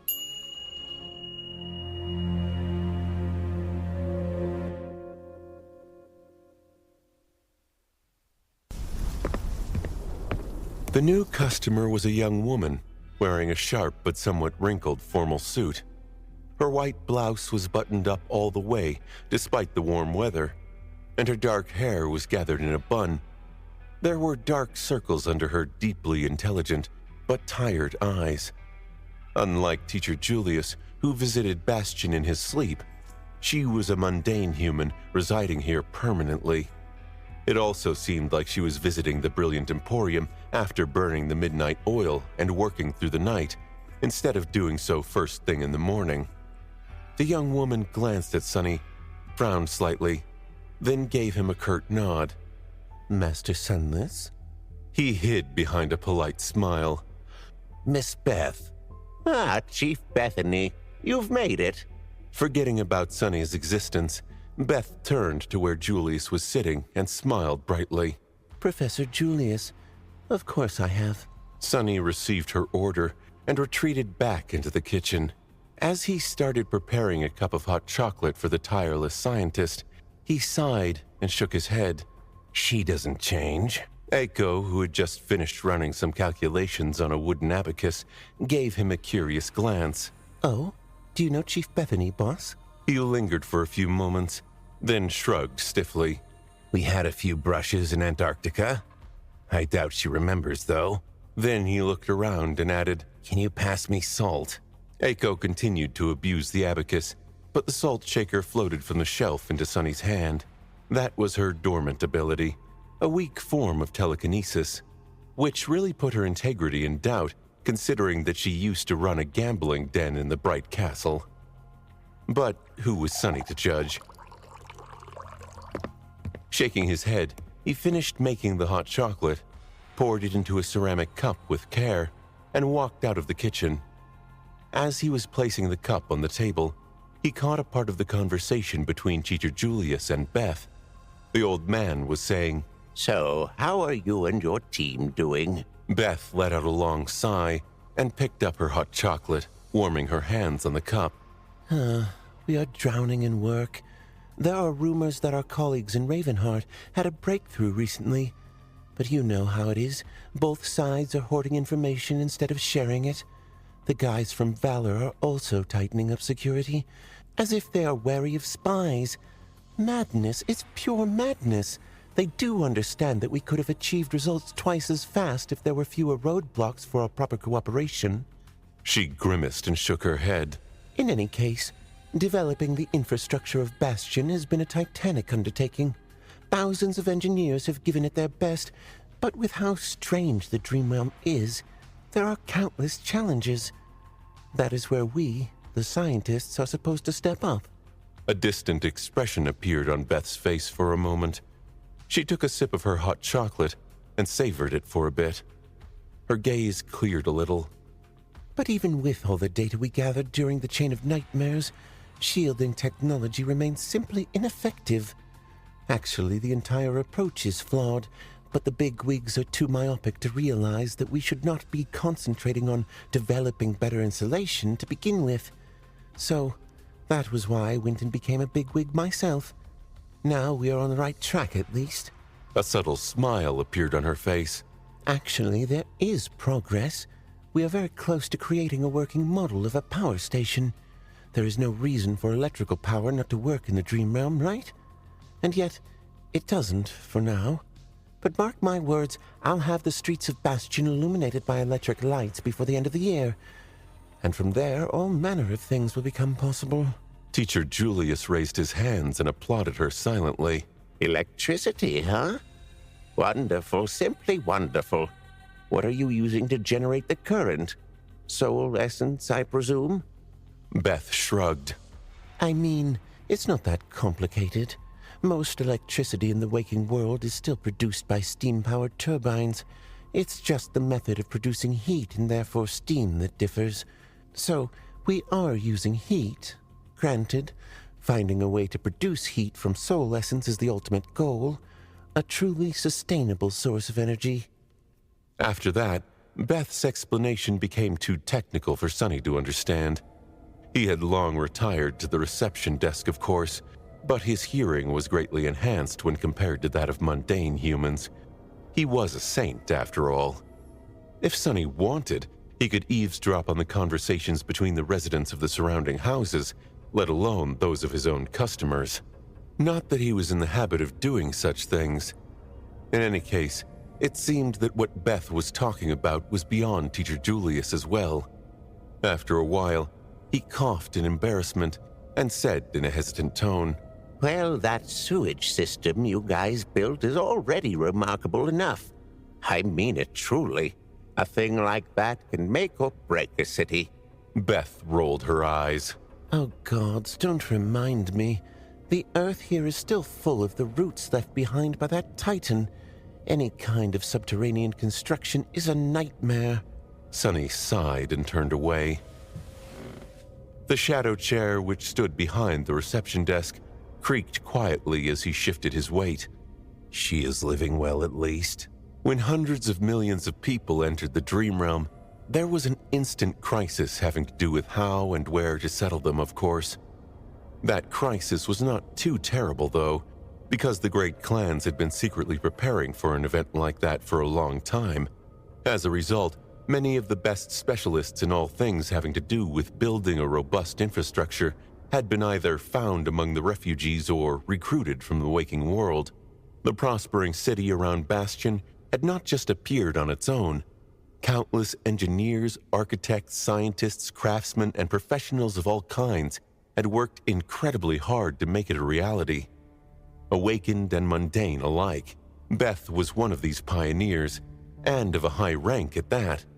Of course, being a champion of civilization on the wild and hostile magical frontier was not an easy job, especially considering that the Dream Realm operated on a set of laws subtly different from the waking world, making most modern technology useless here. But human intelligence prevailed. Electricity before the end of the year. Sunny blinked a couple of times, trying to imagine what Bastion and other human cities in the Dream Realm would look like if something like that truly happened. What would they look like in 10 years? He wasn't sure he could guess. Well, if anyone could fulfill such a promise, it was Beth, Professor Obel's last disciple. The sun had risen above the horizon, bathing Bastion in warm radiance. The morning was already in full swing, and so Teacher Julius finally had to go. Goodness gracious, look at the time. He coughed, then looked at Beth with a smile. I am sorry, young lady, but this old man has to leave. I promised to meet a former colleague of mine, Master Rock. Now that he left the academy to pick up his mace, it's tough for us to cross paths. If I miss him today... Beth shook her head. Don't worry, Professor. I'm meeting someone else as well. Soon the elderly awakened left. Beth continued to sip her hot chocolate, her weary gaze fixed on the beautiful white castle in the distance. Sunny, meanwhile, remained behind the reception desk, idly studying the latest issue of Monster Almanac, an annual publication containing information about all the nightmare creatures humans had encountered in the last year. His interest in these abominations was not at all theoretical. Powerful memories demanded exceptional materials to be created after all, and most of those materials came from the carcasses of slain abominations. Granted, a nobody like him rarely received an opportunity to trade for truly valuable trophies that Awakened brought back, especially here in Bastion, where the Enchanters of Valor kept the best materials for their own use. Still, if he knew where to search, he could hunt the suitable nightmare creatures himself. Instructor Rock, huh? Sunny couldn't remember when he last saw the giant man. It was strange to know that one of his first instructors had not only returned to the battlefield, but also ascended at some point in time. The news of the Sovereigns having conquered the fourth nightmare and the existence of the Dream Gates had truly invigorated humanity. With a vast and perilous frontier to conquer and make safe for the settlers, countless people had found new motivation to fight. Many of those less powerful were also burning with passion, wishing to help out however they could. Some simply dreamed of forging a better life for themselves in the new world. In any case, winds of change were blowing both over the dying waking world and over the Dream Realm, which was killing it. I wish him luck. And then the silver bell rang again, and new customers entered the Emporium. Sunny rose from his seat to welcome them. It was a young couple, both dressed in the kind of clothes Awakened usually wore outside of battle. Armor-type memories often had layers, and those layers could usually be summoned and dismissed independently. So many Awakened simply dismissed the heavier elements of their armor and walked around in the base layer, which could look like anything. In fact, it often ended up looking peculiar at best, and bizarre at worst.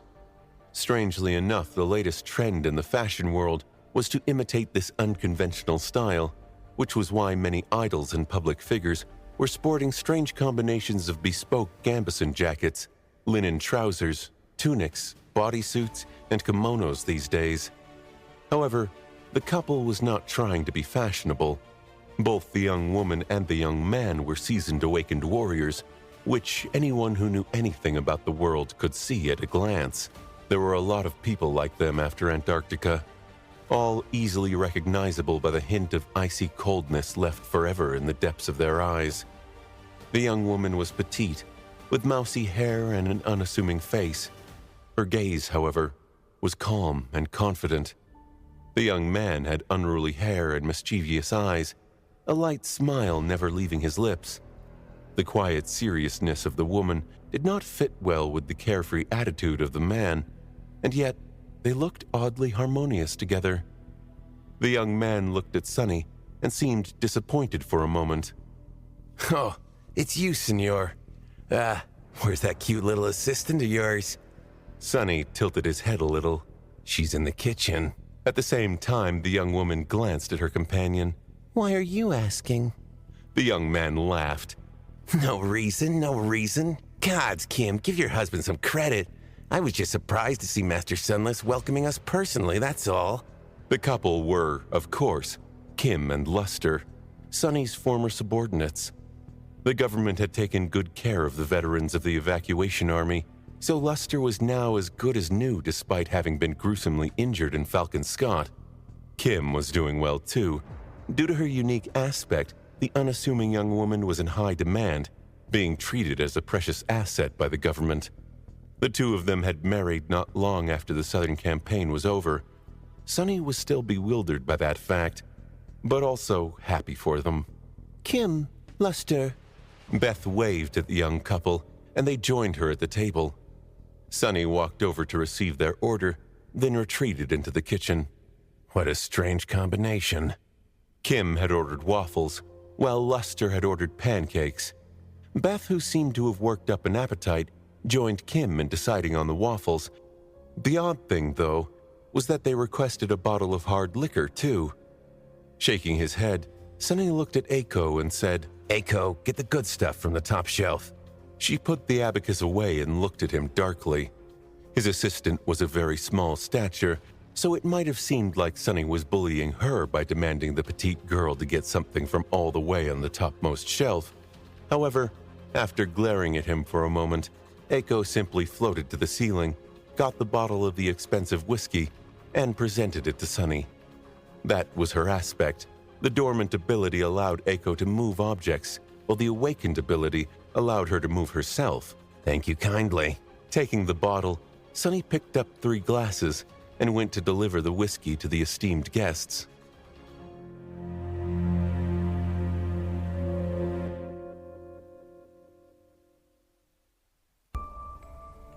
Pancakes and waffles. The two were almost identical, but also infinitely different, like 2 sides of the same coin.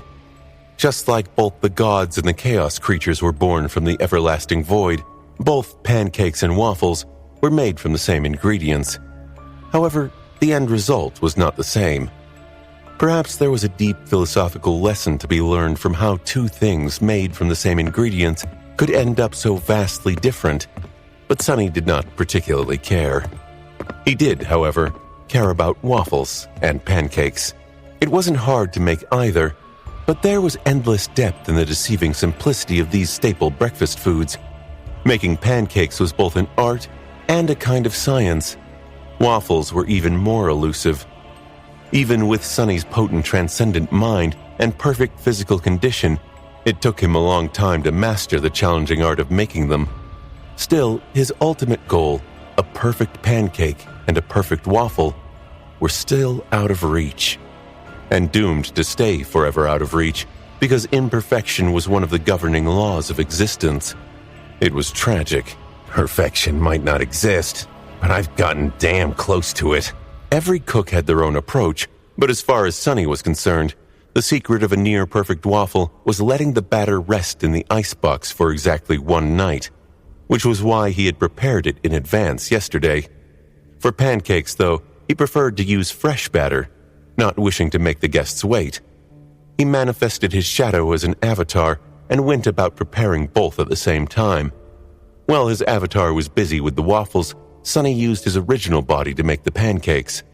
The process was both simple and intricately complex.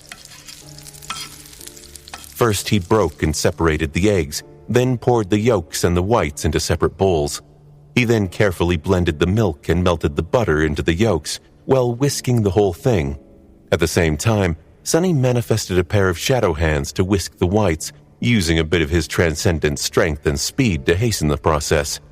Finally, he combined baking soda with vinegar and mixed that with flour, sugar, and salt. Baking powder would have worked as well, but it was currently in short supply in Bastion, so soda and vinegar were going to have to do. Eiko glanced at him, both of him, with all his 6 arms, shook her head, and returned to her work. Now came the most important part. As soon as the whites were beaten to have stiff peaks, Sunny carefully combined the flour mix, the yolk mix, and the whipped whites together, creating batter. This was where most wars were fought among the pancake enthusiasts. Some swore on lumpy batter, others considered anything except a perfectly smooth blend heretical. There were various factions in between the two extremist camps too. Sunny himself was a moderate, standing by a precise and immaculate balance between smoothness and lumpiness, which he had painstakingly discovered after countless attempts. Most things worked best in moderation after all.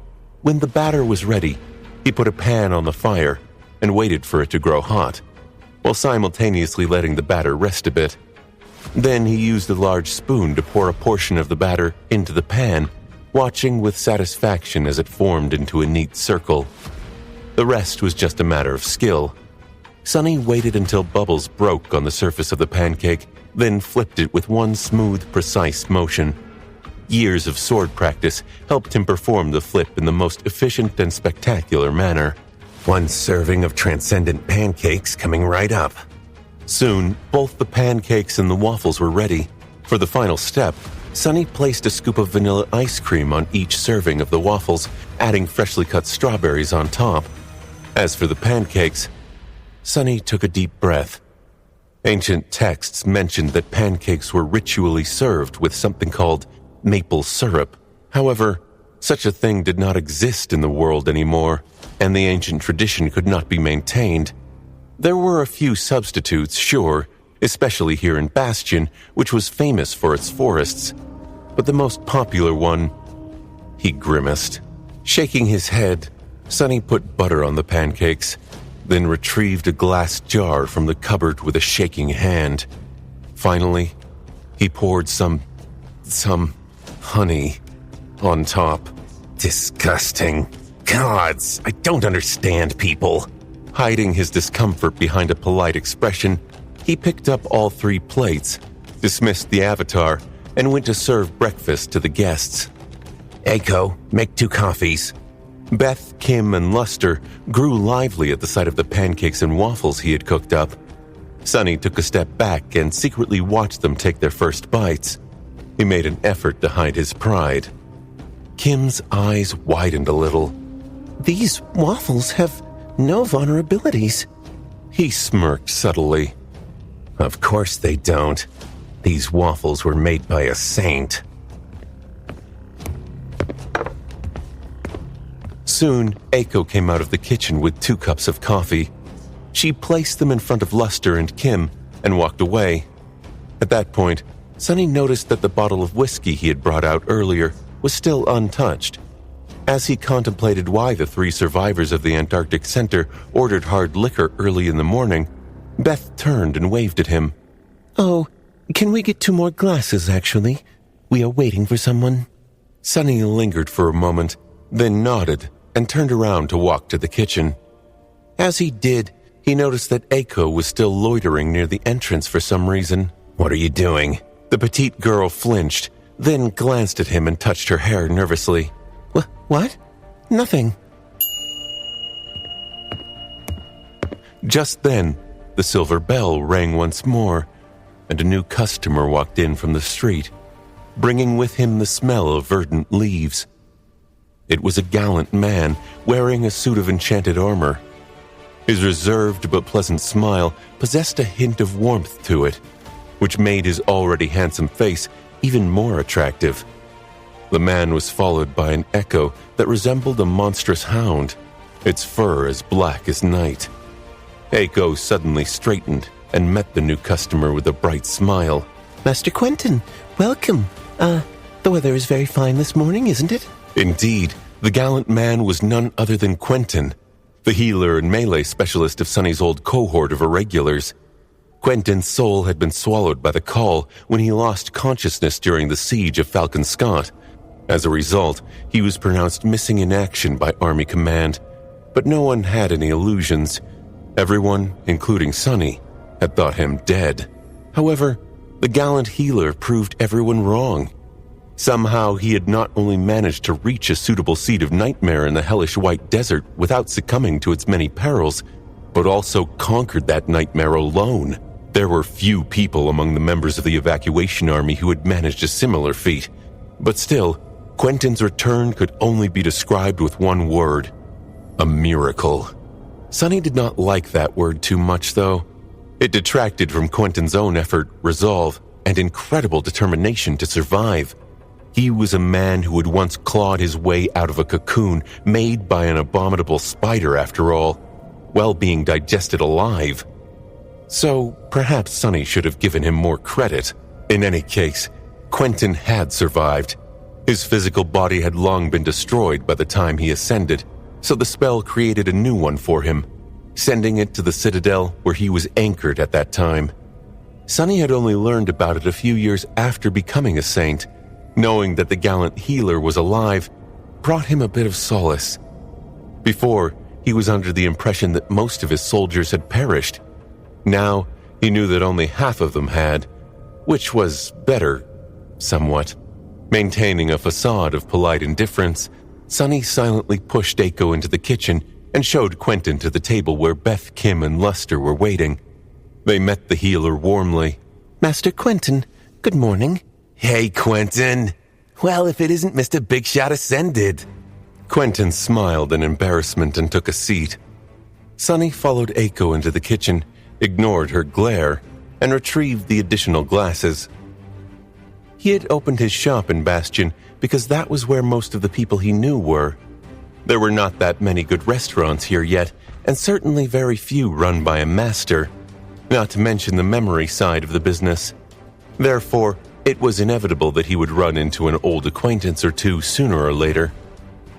Since his services were top-notch, the Brilliant Emporium gained many customers through word of mouth. Those old acquaintances recommended the new place to people in their circle, so it wasn't that odd to meet someone Sonny had known on occasion. Plus, many of the people he had known were also people Aiko knew. Still, it was strange for an impromptu meeting between the survivors of the Antarctic Center to happen in his cafe all of a sudden. If it had happened before, Sonny would have thought that Fated was pulling the strings of fate behind the curtains. But he was free of such concerns now. Coincidences were nothing more than coincidences, and they did happen. Sonny smiled neutrally as he placed the glass in front of Quentin. Would you like something to eat? The healer made an order, and Sonny left. As he was walking away, he saw Kim pouring the whiskey into the glasses. The sound of laughter disappeared, and the smiles disappeared as well. The four of them remained silent for a few moments, their faces solemn. Then they gulped the bitter liquor down. The fifth glass of whiskey remained standing on the table, untouched. Sonny had an idea of what his customers were going to talk about, so he dove into the kitchen, not wanting to listen. Aiko was there, waiting for him with a dismayed expression. She whispered angrily, Why did you push me away? Boss, listen, I can serve that serve Master Quentin and his friends myself. You should just rest. Then she noticed something on his face and grew silent. A couple moments later, Aiko sighed. You are being strange again. Sonny glanced at her impassively, then said with a shrug, Those guys are from the 1st Evacuation Army. They are here for a reason. Let them be. She coughed awkwardly. Oh, I keep forgetting that you were in Antarctica as well. Sorry. Sonny did not make a secret of the fact that he had gone through the Southern Campaign, without going into details, of course. That was because the situation there had been extremely chaotic, and many people ended up being forced to challenge nightmares with no warning. Few managed to survive them alone, like Quentin, though. Still, it was easy to explain where an absolutely unknown master had popped out from by simply saying something like, Oh, I sort of stumbled into a nightmare in Antarctica. That was also a perfect conversation killer, dissuading people from asking further questions. In short, it was very convenient. Sonny patted Eiko on the shoulder and went to cook Quentin's order. "Get ready. The breakfast crowd will arrive soon." He cooked another omelet, brewed some coffee, and delivered both to the gallant healer. Retreating to the reception desk, Sonny picked up the Monster Almanac and continued to read. He could not help but catch bits and pieces of the conversation his former soldiers were having. After the initial solemn atmosphere, the mood at their table gradually turned lighter. They joked, laughed, and shared news about themselves. Listening to the sound of their laughter, Sonny remained silent. At some point, though, his expression changed slightly. Quentin was talking at the moment, his pleasant voice tinged with a complicated emotion. "Oh, I heard something strange a few days ago, by the way." Luster raised an eyebrow. "Good strange or bad strange?" The healer shrugged hesitantly. "I'm not sure. You see that thing? The winter beast. Apparently it's gone." Kim and Beth looked at him sharply, their eyes turning colder. "Gone? What do you mean, gone?" Quentin shook his head. "It seemed like someone, or rather, something, killed it. You know how hard it is to catch glimpses of the southern quadrant, but apparently the evidence suggests that it was killed years ago. We just didn't know." A long silence settled over the table. Then, Kim poured the remaining whiskey into their glasses and raised hers. A pale smile appeared on her face. Good. That's good then. Turning the page, Sonny sighed subtly. Of course, he knew that the winter beast was gone. He was the one who had killed it after all, ripping the wretched thing apart with his own 2 hands. Well, it was in the past now. Right now, he was running low on coffee beans and a bunch of other ingredients. Worse than that, his memory business was not doing well. This was the kind of problem Sonny was facing in the present.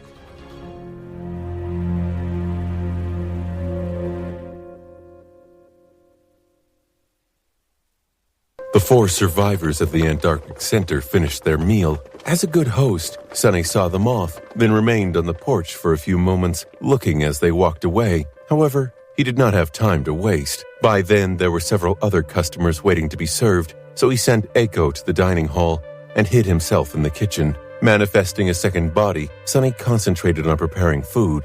Mornings were a busy time in the Brilliant Emporium, but the 2 of them were managing fine. Sonny had 2 bodies and could manifest as many hands as he needed, while Eiko was a perfect waitress, simply floating the dishes to the tables with her telekinesis. After an hour or 2, the breakfast crowd dwindled and gradually cleared out, leaving the interior of the marvelous mimic empty once again. Sonny washed his hands and leaned back on the shadow chair, while Eiko was counting the money they made. With the increase of human population in the sword domain, it was not inconvenient to simply use soul shards as currency anymore. Credits, meanwhile, were a purely digital currency, so the great clans had recently started minting their own coins. Each coin contained a small amount of essence, and their value was supported by the shard treasuries each clan possessed. Sonny did not really care about the matters of economy, but Eiko was all about it, constantly pestering him to think about converting the Brilliant Emporium into a bank and making his money make money by lending it out to the less affluent people in Bastion. The possibility of capitalizing on the first mover advantage in a new world almost made her drool.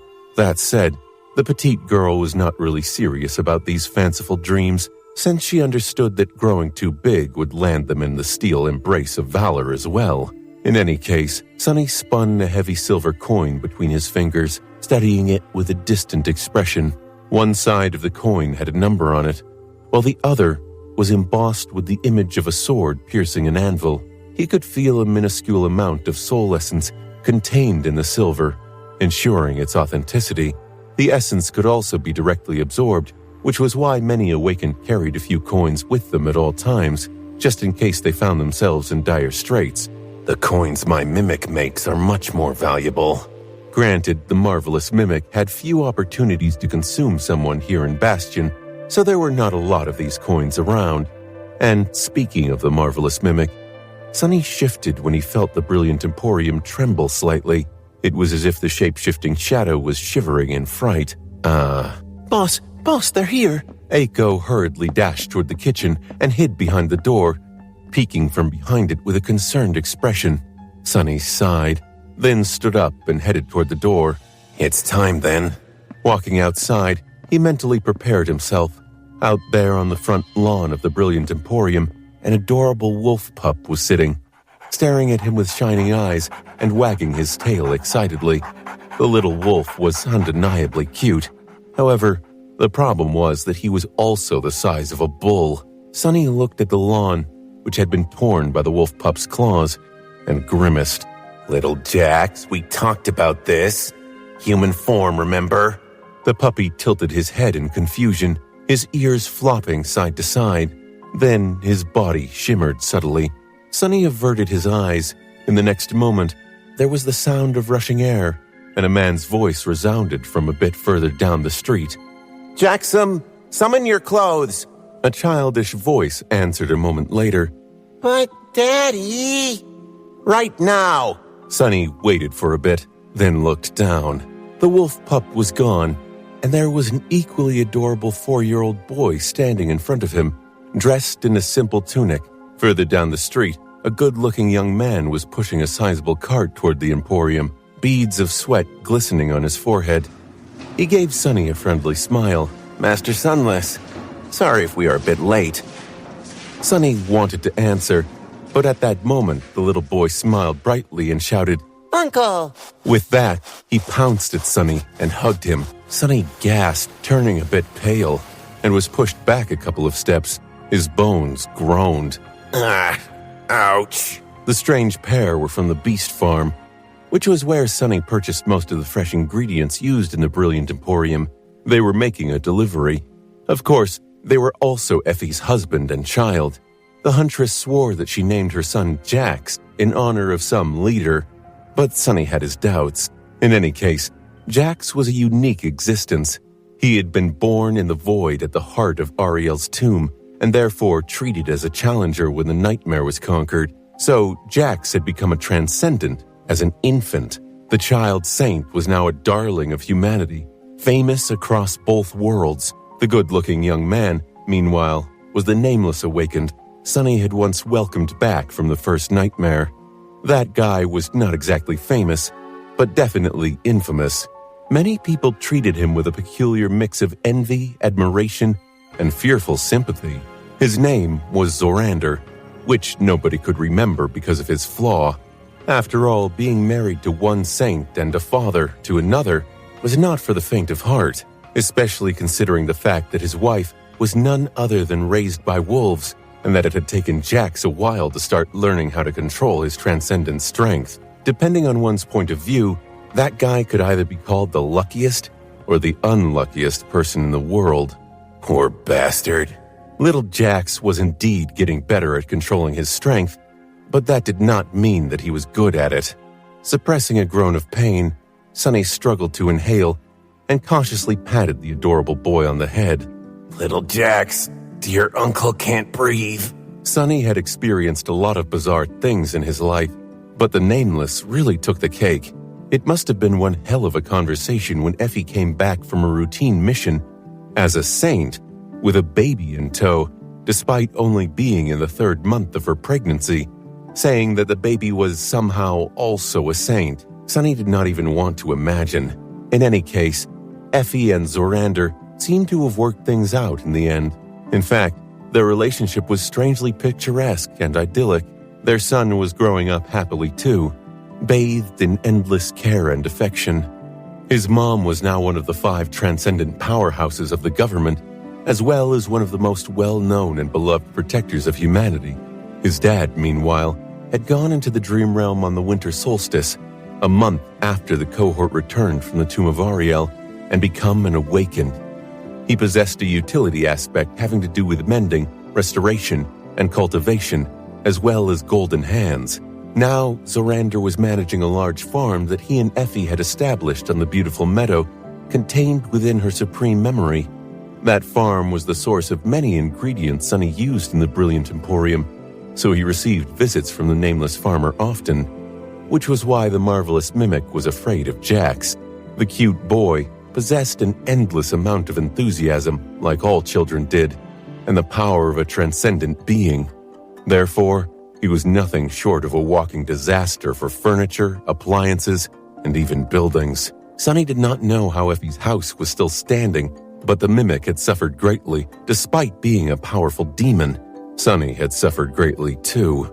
As he extricated himself from Jack's embrace, thanking Boneweave for keeping his ribs intact, Sunny shook his head in dejection. Well, it's my own fault. He just couldn't resist the adorable brat, so every time they visited, Sunny treated him to something tasty like hot chocolate, waffles, or ice cream. Who knew that a child's fondness could be bought that easily? Therefore, Sunny didn't have anyone but himself to blame for being the target of Jack's affection. As soon as the boy let go, he looked at Sunny with huge eyes and smiled bashfully. Auntie Eiko? Sunny smiled and pointed behind himself. Oh, she's in the kitchen. His only saving grace was that Eiko seemed to be the energetic puppy's favorite, so he heartlessly hid behind the petite girl every time the duo arrived. Yay! Little Jax disappeared behind the door. Zorander had brought his large cart over by that point. Sunny looked at him and nodded politely. Nice to see you, Jax's dad. How is it today? Jax's dad panted for a few moments, then grinned. Great. We were finally able to cultivate a strip of raspberries, in addition to what we already grow in the garden. The fields are taking well to the new fertilizer, too. Oh, and we are thinking of procuring more cattle, considering how high the demand for fresh milk has been lately. He pointed to the cart. Plus, with all the enchanted items you made for us, my life has become much easier. So this time I was able to bring everything on the list. Milk, eggs, tomatoes, flour. He listed all the things in the cart, leaving Sunny to contemplate for a few moments. That's good. I won't have to search for many substitutes in the waking world. Still, Bastion is far away from being self-sufficient, so there's no choice but to go. Indeed, although humanity's presence in the Dream Realm had expanded dramatically, they were still dependent on the waking world for countless things. As far as Sunny was concerned, things like coffee beans, chocolate, salt, and a bunch of other commodities could only be procured on the other side, which was a bit of a pain considering that he had to act as a master, so every time Sunny wanted to go to the waking world, he had to enter the castle and pretend to use the gateway there. At least he didn't need to come back through the Dream Gate. That would force him to interact with people from Valor way more often, and way more closely than he wished to. He nodded at Jax's dad and offered him a hand. Let me help you unload everything. As they were unloading the cart, he asked nonchalantly, Oh, how is your wife doing, by the way? Jax's dad smiled, a glint appearing in his eyes. Effie? She's doing great. Soul Reaper and she have just returned from suppressing a minor gate crisis in the Eastern Quadrant. The casualties were minimal, so everyone is celebrating. Sunny sighed. As much as the situation in the Dream Realm had improved for humans, the situation in the waking world was slowly getting worse. There were more gates, and those gates were more powerful. Even with resource shortages being greatly relieved by the mass migration to the other world, the infrastructure was still reeling from losing Antarctica, so the government was busier than ever. Not only were they working to establish a firmer foothold in the rapidly changing Dream Realm, but they were also working hard to contain the growing menace of the Nightmare spell. Luckily, it was not only the legacy clans that had become much stronger after the Chain of Nightmares. Although the government did not have many saints, their awakened forces had grown tremendously in recent years, mostly due to many veterans of the evacuation army choosing to remain in service. And the few saints the government did have were up there with the mightiest champions of the great clans, Soul Reaper Jet, Raised by Wolves, and Nightingale. The three of them were worth a dozen less powerful Transcendent, if not more. Jax's dad straightened, wiped his brow, then almost blinded Sunny with a smile. Sorry, I forgot to mention she'll be coming by in a short while. Sunny blinked a couple of times. She, Transcendent Athena? She'll be coming by? Zorander nodded happily. Yes, She had a meeting to attend in the castle, so I just told her to meet us here. Sunny froze. Sunny froze for a moment, then smiled politely. In that case, it seems I'll be busy in the kitchen soon. His face did not betray any emotions, but he was a bit rattled on the inside. What is up with today? He had wandered the dream realm alone for about 3 years after becoming a saint, only returning to the embrace of civilization a year ago.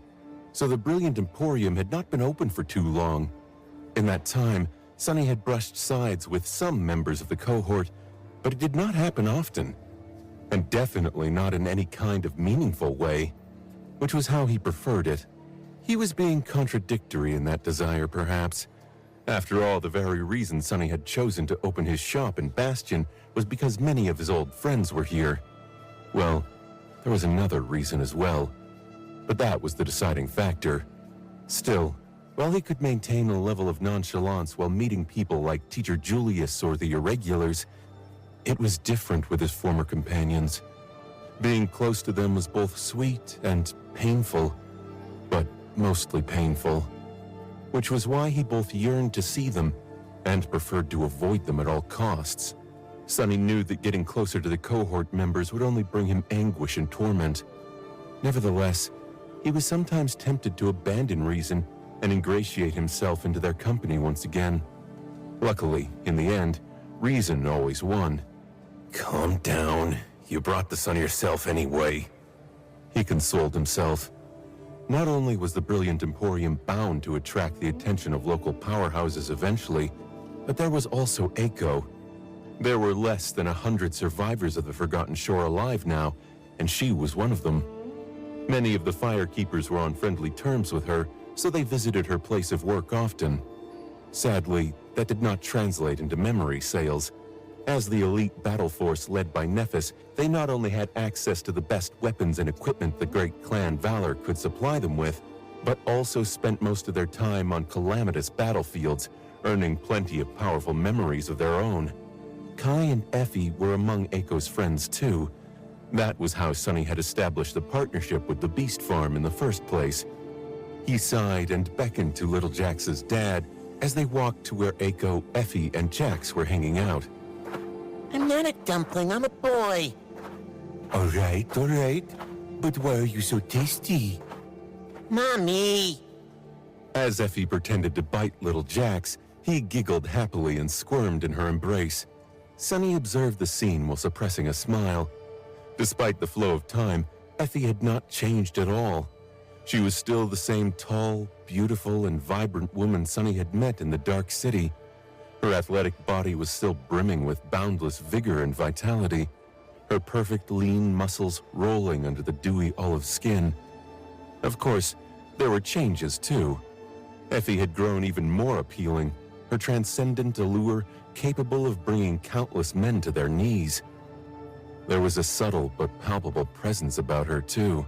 It had always been there, but now there was no mistaking it. Wherever Effie went, the air brimmed with liveliness and energy. Everyone around her felt a certain primal intensity permeate their bodies, infusing them with stimulating spirited force. Such was the effect that Saint, raised by wolves, one of the most famous and beloved warriors of humanity, had on people.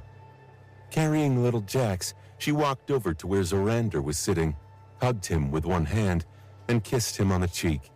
Then she looked at Eiko and grinned. Hey there, Shorty. Gods, have you grown even tinier? I really can't, Eiko. You're so cute. Every time I see you, I just want to squeeze you and dress you up. The petite girl frowned. There will be no more squeezing happening today, thank you very much. Effie laughed. That stupidly gorgeous boss of yours as well. He's just like a porcelain doll. If I wasn't a married woman, I would have definitely tried dressing him up. Or, undressing him would be fine too. Eiko's eyes widened, while little Jax's dad spat out his lemonade. Effie's smile turned a little strange. She fluttered her lashes sheepishly, then coughed. Oh, he's standing right behind me, isn't he? Effie slowly turned around, just in time to notice the unreasonably gorgeous proprietor of the Brilliant Emporium falling. 3 cups of coffee that he had been carrying on a tray were flying into the air in slow motion. It seems that he had tripped. Without missing a beat, the enigmatic shopkeeper regained his balance with a graceful half-step, extended his hands unhurriedly, and caught all 3 cups on the tray without spilling a single drop. A moment later, he smoothly approached the table and placed the cups down, acting as if nothing had happened. Then the nonchalant young man smiled pleasantly and gave her a respectful bow. "Saint Athena, welcome." Effie found herself unable to speak for a moment. Damn, so cool. At the same time, Sunny was nothing short of panicking on the inside. What the hell? No, what the actual hell? I mean, what the hell? How could she go and say something like that? And right in front of her husband, too. Did that woman have no tact? Glancing at Jax's dad covertly, Sunny noticed that the young man was looking at him apologetically. He seemed more embarrassed than anything, with no signs of anger or insecurity written on his handsome face. It seemed that Zorander was used to his wife's antics. Well, it made sense. Why wouldn't he be? Sunny had been teased relentlessly by Effie, what made him think that the poor bastard would have it any easier. If anything, as her husband, he probably had it way worse. Effie, meanwhile, smiled and said in a reserved tone, "Oh, Master Sunless, you were here." It stung a little. The fact Effie used his name instead of a nickname, like she did with her close friends, stung. The fact that she made an effort to act with decorum around him stung too. Even not being openly teased by her caused a dull ache in his heart. Single? Actually, he's double. I mean, there's 2 of him. Huh? In any case, leave my boss alone. Every time you people show up, my career takes a nosedive. First in the Bright Castle, then in NQSC. I swear to the dead gods, Effie, if another of my employers decides to enlist and become a war hero after spending time with you lot, I'll take it personally. Are you still angry at Kai? Actually, he asked me to pass a message to you. Tell that pretty bastard to keep his messages to himself, unless he wants to help me sue himself for unlawful termination. I don't want to hear a word from him. Bastard! Bastard! Jax, don't say that word. Sunny shook his head and let out a sigh, thinking that Eiko was being too harsh on Kai. Actually, Effie and her were not that close. The 2 of them were on friendly terms and shared a deep bond as the survivors of the Forgotten Shore, sure. But back there, Eiko had lived in the Bright Castle, while Effie had been a huntress on the outer settlement. Their paths had not intersected often. Another point of connection between them was Kai, who knew the petite girl much better from their days of paying tribute to Gunlog. Eiko had even worked as his manager after returning to the waking world, so when he chose to end his idol career and enlist in the military, she lost her job. As a result, Eiko seemed to be holding a grudge, which was a bit sad considering that she was one of the main reasons why Kai had ended up as a saint in service of the government to begin with. Kai's life could have been safe and comfortable as an awakened, but he had chosen to follow Sunny and the rest of the cohort into the Second Nightmare, and later join the Southern Campaign. One of the main reasons he had done that was the shame he felt about not having done anything to help Eiko when she was being harassed by one of Gunlog's Pathfinders, the bastard whom Nephis had eventually killed. So, Kai never wanted to be powerless to help people like Eiko ever again. That was his motivation to seek strength and continuously put himself at risk as one of the government's champions. What a messed up situation. The web of human relationships was like that, and sometimes it seemed that people were helplessly stuck in its complicated embrace. Sunny, on the other hand, had been forcefully freed from that web. And yet, his situation was just as messed up. He chuckled. There was no salvation from the human mess anywhere. It was not every day that a famous saint visited the Brilliant Emporium, so Sunny went all out with cooking up a feast. Effie was, without a doubt, very famous. The world had changed a lot from the day he awakened. Back then, there had barely been a few dozen transcendents in existence, each representing the absolute pinnacle of human tenacity and achievement. They were distant and dazzling, like living legends. Today, though, there were more than 100 saints out there. They were still revered and venerated, and each of them was still an absolute elite, an exalted warrior and champion, the best of the best humanity had to offer. But still, not all saints were made equal. All of them were remarkable, but some were more remarkable than the rest. In general, the 100 transcendents were often divided into 3 loose tiers. The lowest tier, if such a description could even be applied to these legendary figures, was the largest, and mostly consisted of those saints who had reached transcendence after the Southern Campaign. They were younger and less experienced, and their path to sainthood had been a little easier than that of their predecessors, so these undoubtedly outstanding warriors were still considered a bit weaker than the rest of the saints. The middle tier consisted of the few most talented representatives of the new generation, as well as of the old guard, of those seasoned veterans that had reached transcendence before the Chain of Nightmares. Saints like Skytide, Summer Night, Silent Stalker, Bloodwave, and Wake of Ruin were among them. These powerhouses wielded fierce powers and possessed a frightening amount of experience, each towering above the rest of humanity like mythical giants. However, there was still someone above them. Each of these unique individuals was a singular existence, a presence that broke all the rules. Their terrifying power could hardly be measured, and they stood apart from even the saints, inferior only to the sovereigns themselves. There was no word for what these people were, but everyone knew their names.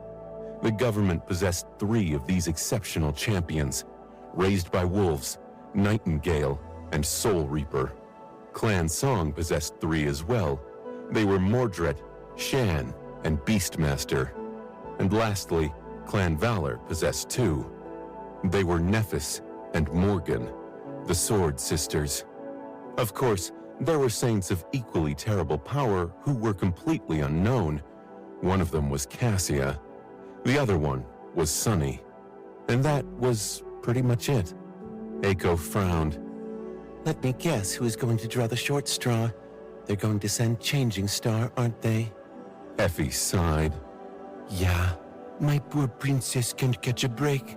Well, of course it's all a ruse. The real reason they are sending her over there, She lowered her voice. is the Lord of Shadows. Sunny turned the page of the Monster Almanac, his face remaining perfectly neutral. Eiko, meanwhile, raised an eyebrow. Lord of Shadows? Who's that? Effie gently caressed little Jax's head. The boy was resting his head on her lap, fast asleep. His dad, meanwhile, simply listened to their conversation while sipping coffee with a smile on his face. The huntress shrugged. It's just a rumor. But since Valor is taking action, I guess he's not after all. In any case, there's been a lot of talk about the mysterious saint appearing in the death zone between the Sword Domain and the Song Domain not too long ago. If he really exists and has been able to survive there alone for so long, then he is immensely powerful. Of course, both domains would want to obtain his allegiance. She hesitated for a moment, then added darkly, Or if that is not possible, to make sure that no one else gets him, I guess they are sending Nephis to test the waters. Shaking her head, Effie remained silent for a few moments, and then laughed. Can you imagine? I mean, has Anvil lost it or what? Don't get me wrong, I love Princess, but really, she is probably the worst person in the world to use as a negotiator. Sunny couldn't help but agree. Of course, what Effie did not know was that the person Nephis was supposed to negotiate with was sitting just a few meters away, having just served her a delicious dinner. So, they are finally starting to move. Sunny let out a quiet sigh. Things were progressing according to his calculations, but at the same time, he felt that it was sometimes unpleasant to be right. Many things had changed since Antarctica, But many things were also the same. The balance of power was entirely different, for example. Sunny had been born at the time when the three great clans were in charge of humanity. So, for the longest time, he simply assumed that that was the natural order of things. But actually, although some legacy clans had always been more prominent than the others, the three great families, Valor, Song, and Night, only rose to their exalted status shortly before he was born. And now, the status quo had changed again. Even though there were still nominally three great clans, in practice, only two remained. The House of Night had lost its competitive edge for a multitude of reasons, the main being that it lacked a sovereign. Without a sovereign, the masters of the Storm Sea could not bring millions of mundane humans into their area of influence and develop their citadels into prosperous cities. They could not keep up with the exploding numbers of awakened, masters, and saints the other two great clans now commanded either. In short, the House of Night had been relegated to the role of a supporting player in the great game between Valor and Song. The role of the government was not the same either. Now that the sovereigns had revealed themselves and the exodus of humanity from the waking world had quietly begun, the writing was on the wall. As the force mainly responsible for maintaining the cradle of humanity, the government had no choice but to become obsolete. Perhaps it was not going to happen in a decade or even several decades, but their days were numbered. Unless the government changed, that was. And so it was changing, slowly developing its presence in the Dream Realm. Strangely enough, despite the bleak future, the government's power had actually grown in recent years. Although there were not a lot of saints in its employ, 3 of those saints belonged to the highest tier of transcendence. There were countless awakened and a large number of masters remaining loyal to the army as well. So the government had actually shortened the gap and was now almost as powerful as the House of Night. It was nowhere near the 2 nascent kingdoms of the Dream Realm, though. And those kingdoms, Sword Domain and Song Domain, had changed the least. The war between the 2 great clans was not being fought in the open, but it had never ended. The only thing preventing it from progressing to direct conflict was that the 2 domains did not share a physical border. Yet. But in fact, the territories of Song and Valor were dangerously close to each other. It was just that they were separated by a perilously dangerous death zone. That death zone was doomed to become the first battlefield of the inevitable open war between the 2 dream kingdoms. It was also where Sunny had established his citadel, right in the middle of this exceedingly important strategic region, and where his 3rd avatar was currently hunting down anything stupid enough to challenge his rule. He hesitated for a moment, and then added nonchalantly, "Also, I never attended school, so I wouldn't even know what an 8th grader would call himself." Effie, Little Jax, and Zorander eventually went on their way, leaving a mountain of dirty dishes behind. Sunny used his avatar to wash them while resting on the porch and listening to the lively sounds of Bastion. Although his shadow sense could reach far and wide, he didn't dare use it right under Anvil's nose. The King of Swords possessed unrivaled authority within his domain after all, and few things escaped his gaze. Chances were he would sense someone exploring his capital through unseen means, so Sunny kept to himself. Soon, the midday crowd arrived, and he spent a couple of hours in the kitchen cooking various lunches.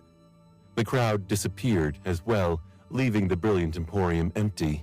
Sunny was drowning in a strange melancholy after seeing Effie. The time she had spent in his restaurant had felt very uplifting, but now that she was gone, only wistfulness remained. It was his birthday as well, but she didn't remember. No one did. Honestly, even he had almost forgotten about it himself. What was the big deal anyway? Suppressing a sigh, Sunny closed his eyes and concentrated on his other avatars. That was another advantage of existing in several places simultaneously. He was almost never bored. So, Nephis is coming. It was not unexpected, but happened sooner than he had thought. How long would it take her to find the nameless temple? Knowing Neph, 2 weeks at most? So, He had 2 weeks to mentally prepare himself. That was probably enough time. Rain needs better arrows, too. Time passed swiftly while he contemplated various matters. Then a new customer arrived. This one, however, was not here for a meal, but rather for a memory.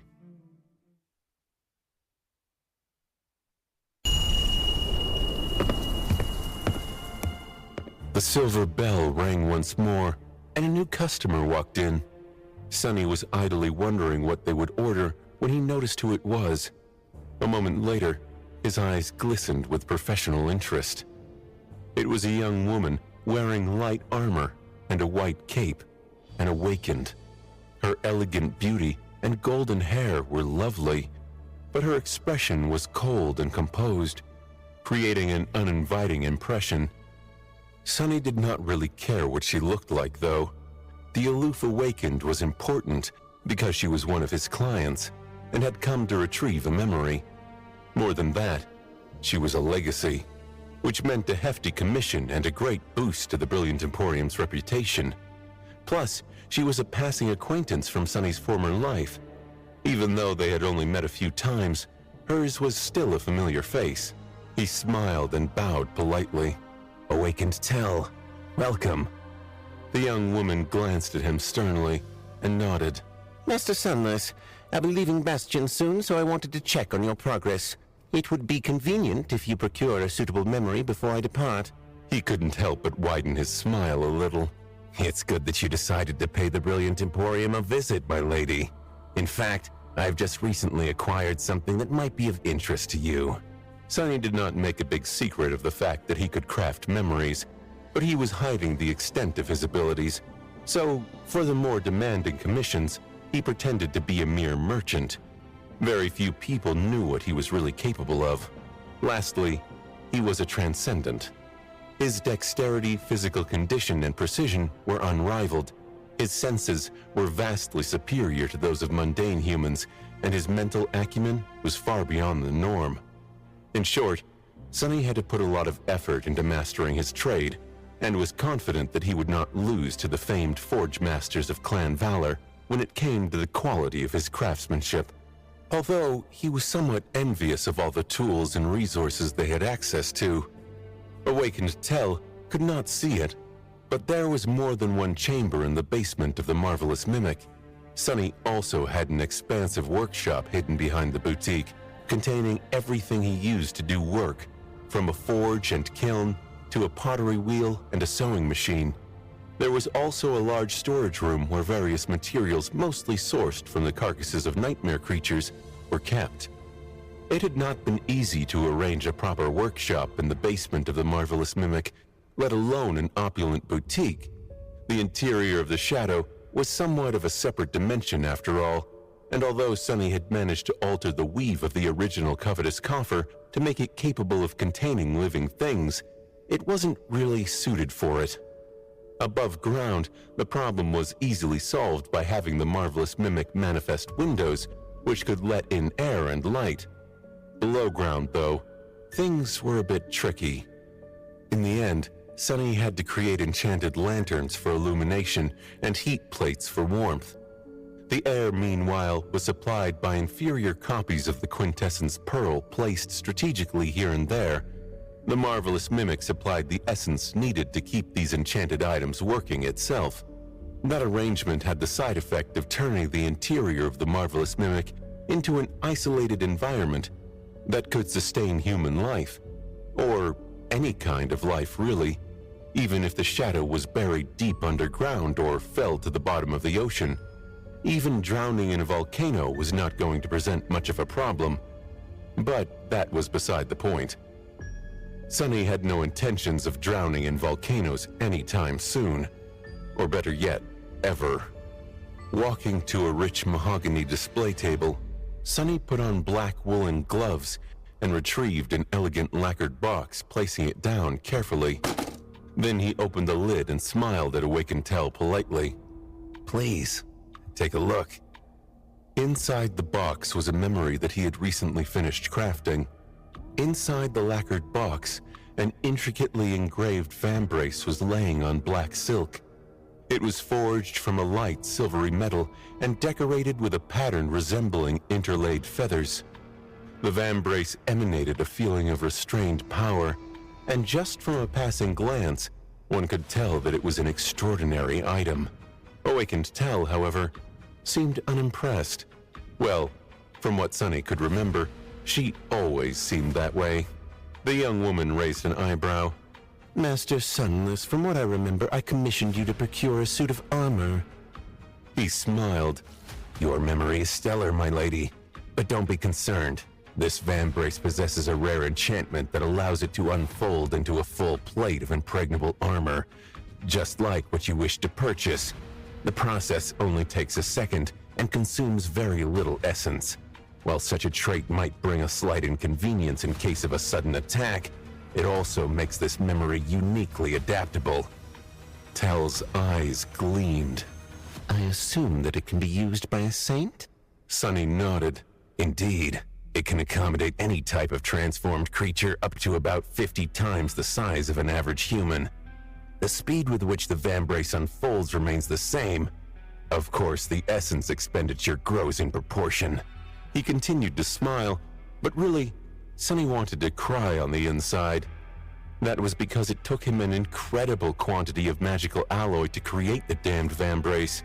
The thing looked small, but he would have had to bankrupt the Brilliant Emporium in order to purchase the materials needed to forge it, if anyone would even sell them to him.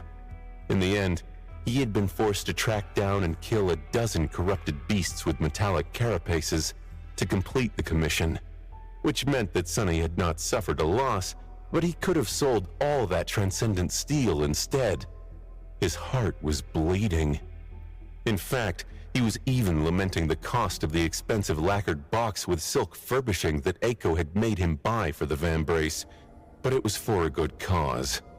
Sunny had to remind himself why he had put in extra effort to make sure that this memory was particularly potent and durable. Awakened Tell finally showed a hint of satisfaction. She studied the memory for a few moments, then asked in a slightly warmer tone, You have conducted a thorough study of its other enchantments, of course? What are they? Oh, and what is its name? Sunny carefully picked up the vambrace and began the description. My lady, this transcendent memory of the fourth tier is called the Belated Apology. Apart from the unfolding enchantment, it also possesses 3 others. One vastly enhances its physical durability. The other grants the person wearing it greatly increased protection from elemental attacks. Finally, the third enchantment might interest you the most. It allows the master of the memory to make it as light as a feather. Unbelievably, a smile appeared on the young woman's stern face. Well, of course it did. That set of enchantments was almost perfect for an armor-type memory. That's perfect. That is exactly what my father needs. Sunny hid a smile and put the vambrace back in the box. Soon, Awakened Tell left the shop satisfied. That evening, Sunny got the greatest surprise as someone walked into the shop. There, in front of him, stood a delicate young woman in a sea-weave cloak. Her hair was like a cascade of pale gold, and her eyes were hidden behind a strip of blue cloth. Despite the blindfold hiding her eyes, the young woman's ethereal, otherworldly beauty was simply breathtaking. She lingered for a moment, then turned her head in Sunny's direction. Sunny remained silent, trying to overcome his shock. What is she doing here? He suppressed his emotions and put on the polite smile of a humble shopkeeper. Good evening, miss. What did you want? I'll prepare it quickly. The young woman tilted her head a little, then said hesitantly, My name is... He interrupted her, trying to put an appropriate amount of respect and reverence into his voice. I know who you are, Lady Song of the Fallen. Who in Bastion doesn't? I am Master Sunless, the owner of the Brilliant Emporium. It's an honor to meet you. Cassius sighed, then nodded curtly.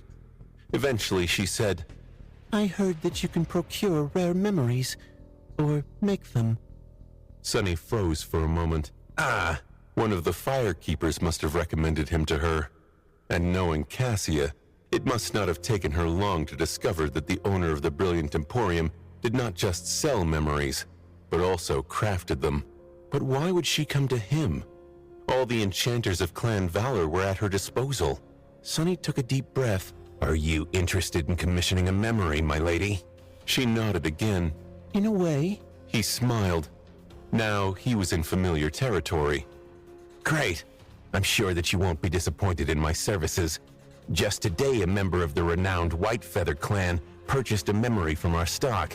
They were extremely satisfied with its quality." Cassia smiled, then shifted slightly as if looking around. "That's good to hear. The memory I want you to make must be of the highest quality." She lingered for a few moments, then turned to him and added in a neutral tone, "Oh, and by the way," her smile wavered a little, "happy birthday."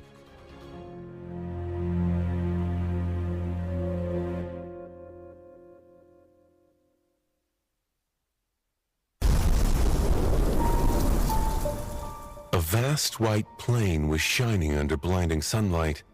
It seemed deceptively endless, devoid of any features. No living thing was moving across its surface, and none would dare to. Changing Star of the Immortal Flame Clan, the Sword of Valor, was kneeling on that plain. She had been kneeling there for 3 days without moving a muscle, and even her right hand was frozen in the air, holding the hilt of a silvery sword. Its blade was like a radiant mirror, reflecting a boundless white void. Her impassive face was showing signs of fatigue, but her beautiful gray eyes were cold and sharp, full of indomitable resolve that bordered on obsession. Her silver hair was moving slightly in the wind. "Lady Nephis, the wind." Staying still like a statue, she spoke without looking back. "I know. Stay strong." There were a few moments of silence, and then another voice spoke. "I don't know how much longer I can endure." Nephis answered evenly, white sparks igniting in the depths of her calm eyes. "Stop talking unless you want to die." She wasn't threatening the man, simply stating a fact. In response to her words, there was silence. The wind blew across the white plain, crashing into her with furious force. There were a few gasps from behind Nephis, and yet no member of her retinue allowed themselves to be shaken by the squall. The only thing that moved was the torn veil of ominous gray clouds. It swirled and flowed, slowly obscuring the merciless sky. Not that Nephis could see it, frozen as she was. All she could see was the shadow slowly spreading across the flawless white plain. Where the shadow of the clouds was cast, the white surface lost its blinding radiance, becoming easy to look at. As Nephis watched the radiance dim, her face remained motionless. Her heart, however, started beating faster. Of course, Nephis did not think the same way. In any case, the right hand of the skeleton lay in the song domain, while the left hand in the sword domain. By climbing the skeletal arms, one could travel along the bones of the titanic corpse. If they could survive the journey, of course, which very few could. The seemingly endless white plain where Nephis stood was actually the skeleton's breastbone. She had led the firekeepers here, climbing up the shattered left arm of the ancient corpse, fighting her way across its vast collarbone and making progress south over the past 2 weeks. The progress was slow because they could not fly the chainbreaker here. It was too dangerous. There were 3 ways of traversing Godgrave, ranging from deadly to absolutely lethal. The most suicidal one was to move across the ground, which was shrouded in twilight and covered by a carpet of ash. The death zones were regions of the dream realm where great cursed and unholy nightmare creatures dwelled. And in this death zone, the deadliest things were hiding beneath the ash. Anyone who stepped on it was doomed to be consumed.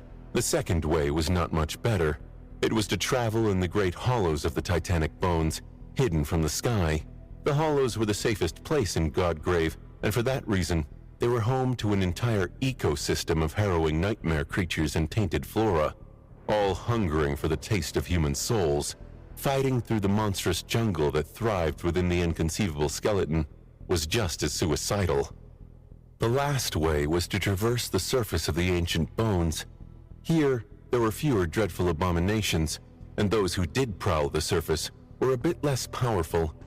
But that was for a reason as well. The reason was that Godgrave had a peculiar nature. There were no nights here, and the sky was constantly shrouded by a veil of clouds. If the veil was broken, though, revealing the radiant white sky, anything that moved under the open sky was immediately erased from existence, turning into scattering ash. There was no exception to this rule, and no salvation from the gaze of heaven.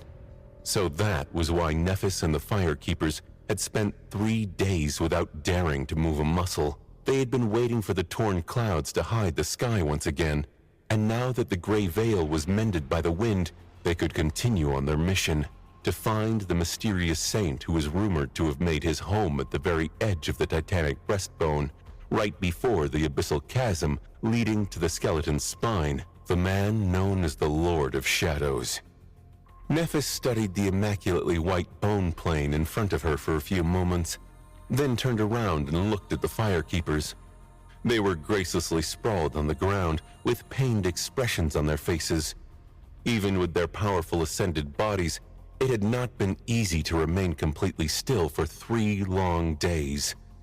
If there was one consolation, it was that nightmare creatures they had been fighting when the merciless skies revealed themselves were nothing but ash now. The Firekeepers, meanwhile, had all survived. There was a reason why she had chosen this particular cohort to follow her into the Godgrave. The Firekeepers were a fearsome force even now, when the number of awakened masters and saints had vastly increased.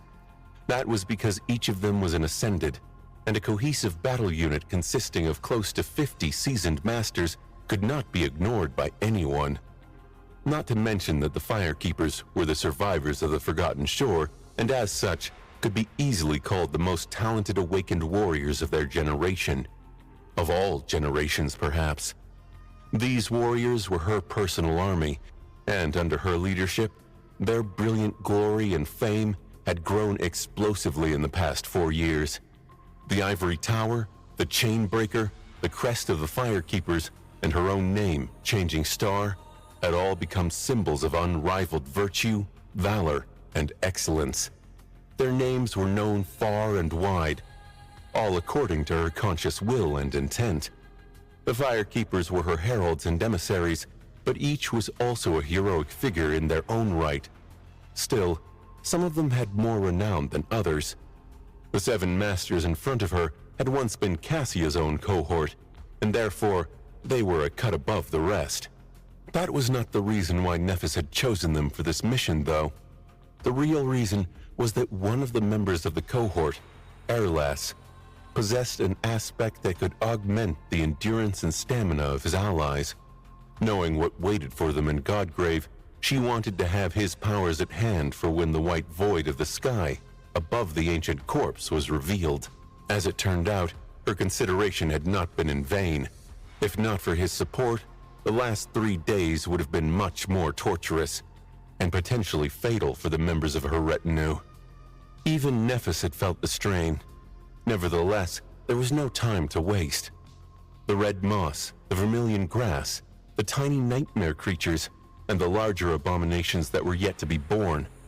All of them were in a hurry to be born, grow, consume, and propagate before turning to ash. The white plain was bare and featureless a few minutes ago, but in an hour or two, it would be teeming with horrid life. If the veil of clouds was not broken for the next several days, Godgrave would come to look as if the infernal subterranean jungle had escaped the Great Hollows. By then, the most harrowing of the surface hunters would have been born and reached maturity, making the surface of the bones almost as dangerous as their inner expanse. But even now, Nephis and the Firekeepers were already in danger. The predatory vegetation and the swarms of tiny critters were enough to envelop and devour a legion of masters. This was the death zone. Watching a sea of red slowly surround them, crawling closer with each moment, Nephis silently raised her sword. Prepare. As she brandished the silver sword, a wave of sparks exploded from where its tip scraped against the surface of the white bone. A moment later, each of the sparks exploded with a thundering roar, and a flood of white flames was unleashed into the world.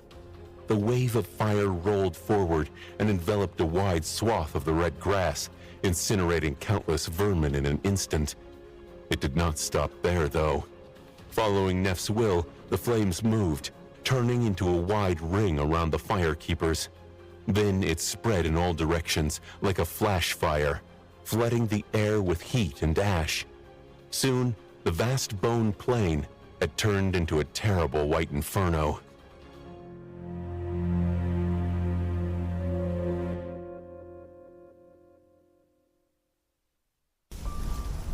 White flames danced across the bone plain, incinerating the vermilion grass and the swarms of tiny abominations that had just been born moments ago. Unbearable heat assaulted the cohort of the firekeepers, and the air was suddenly full of swirling ash.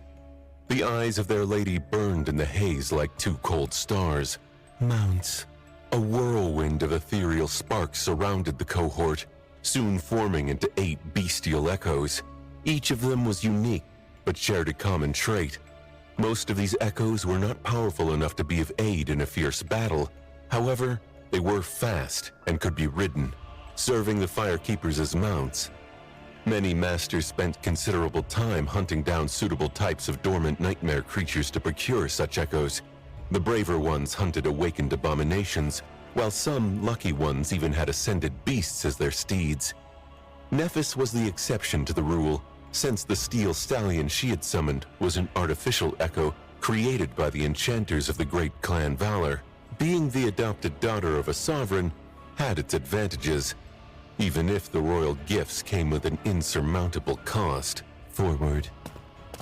The 8 echoes formed into a wedge and rushed across the burning plain, swiftly moving south.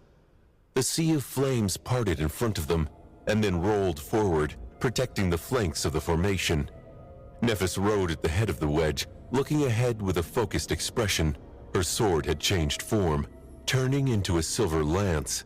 The firekeepers were ready for battle too. Despite the wall of fire that surrounded them, no one dared to lower their guard, and for good reason. Sum, Shakti, and Urlas, the archers of the cohort, drew their bows and let enchanted arrows loose. There were larger shadows moving behind the wall of flame, surrounded by ash. Since the inhabitants of Godgrave had had more time to be born and grow here. From that moment, their advance turned into a tense and perilous affair. Nephis sustained the rolling curtain of flame, preventing the cohort from being consumed by the red grass, and led the charge. The firekeepers met whatever nightmare creature the death zone threw at them with calm coordination. There were no great abominations on the surface of the ancient skeleton, at least not that soon after the white sky had wiped the slate clean, so it was well within their ability to handle the onslaught of newborn monstrosities. Granted, the firekeepers were far more able than most masters. It was to the point that Nephis had time to think, without having to concentrate entirely on the battle. After a while, she thought silently, communicating with Cassia through the mind link. He has to be strong, considering where his citadel is located. The sleepers also confirmed that his aspect has to do with shadows, and that he commands several powerful echoes. Apart from that, there's very little information about him. Instead of allowing the sleepers to place their anchors in his citadel, the Lord of Shadows escorted them out of Godgrave and sent them on the path to one of Song's strongholds. Nephis frowned. So, he might be friendly with Clan Song. Cassia lingered for a bit. Both Valor and Song have their eyes on Godgrave, considering that it is most likely to become the main battlefield of their war. How can they not?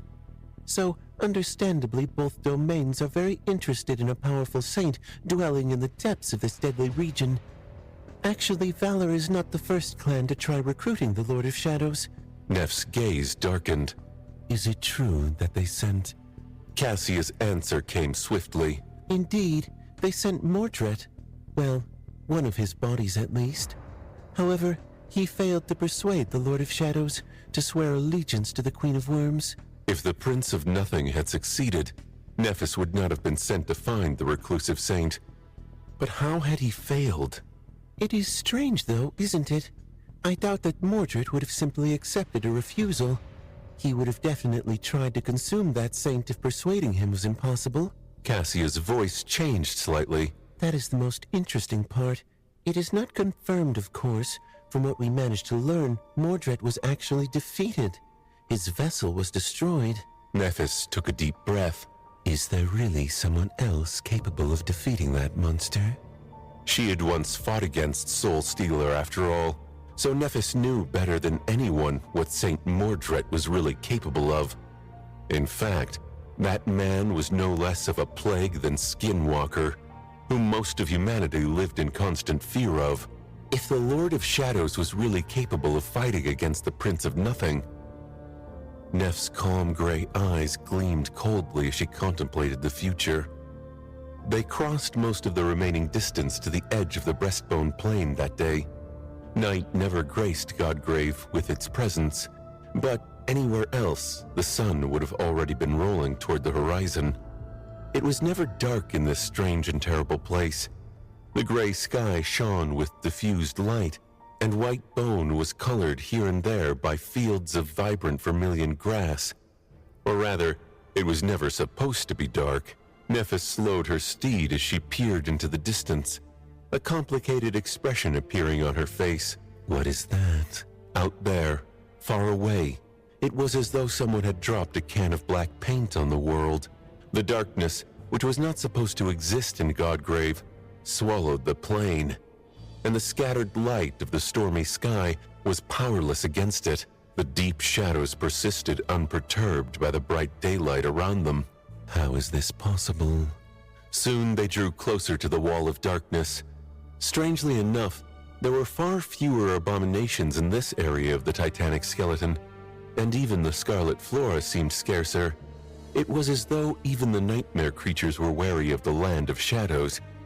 Nephis frowned slightly, not showing her hesitation to the firekeepers. Advance slowly. As they proceeded further, the light slowly dimmed, and the growths of red grass became smaller and smaller until they disappeared entirely. Soon they were surrounded by nothing but impenetrable darkness, with only Neph's eyes shining in it like small stars. Stop. She remained silent for a moment, listening to the silence, then said evenly, Dismount. It was going to reach the firekeepers in a matter of seconds. Before it did, however, something rustled in the air, and they heard the familiar gruesome sound of flesh being severed by sharp steel. Something crashed heavily onto the ground, and a moment later, a monstrous head rolled into the light, a river of blood spilling from its cut neck. One strike. Nephis looked at the abomination's severed head for a split second, then turned to face the darkness. There, two crimson flames ignited, staring down at her. Then, something walked out of the darkness and stopped at the edge of the light, making the firekeepers tremble. What in the world? The graceful creature looked like a beautiful onyx statue that had come to life. Her fearsome black armor seemed to be carved from polished stone and forged according to an intricate, elegant design. The dark sword she was holding was smeared in blood, radiating a sense of chilling, inescapable lethality. The demonic statue towered above Nephis and the firekeepers, much higher than even Effie was, observing them with cold indifference. There was no hostility in her gaze, but also no benevolence. She was clearly not human. However, the living statue did not seem like a nightmare creature either. She was more like a transcendent echo? A saint? However, Nephis had never met an echo or a saint, really, who exerted so much pressure on her. The graceful knight's onyx body radiated a sense of vast, dreadful power, and the menacing crimson flames dancing in her ruby eyes were full of strange, inhuman will. She was strong. In fact, if Nephis was not here, and the strange creature decided to attack the Firekeepers, they would most likely all perish under her blade. The question was, would the living statue attack them, or not? As Nephis looked at the demonic knight calmly, ready for both outcomes, the beautiful onyx statue lowered her sword and turned away, then beckoned for them to follow her with indifferent grace.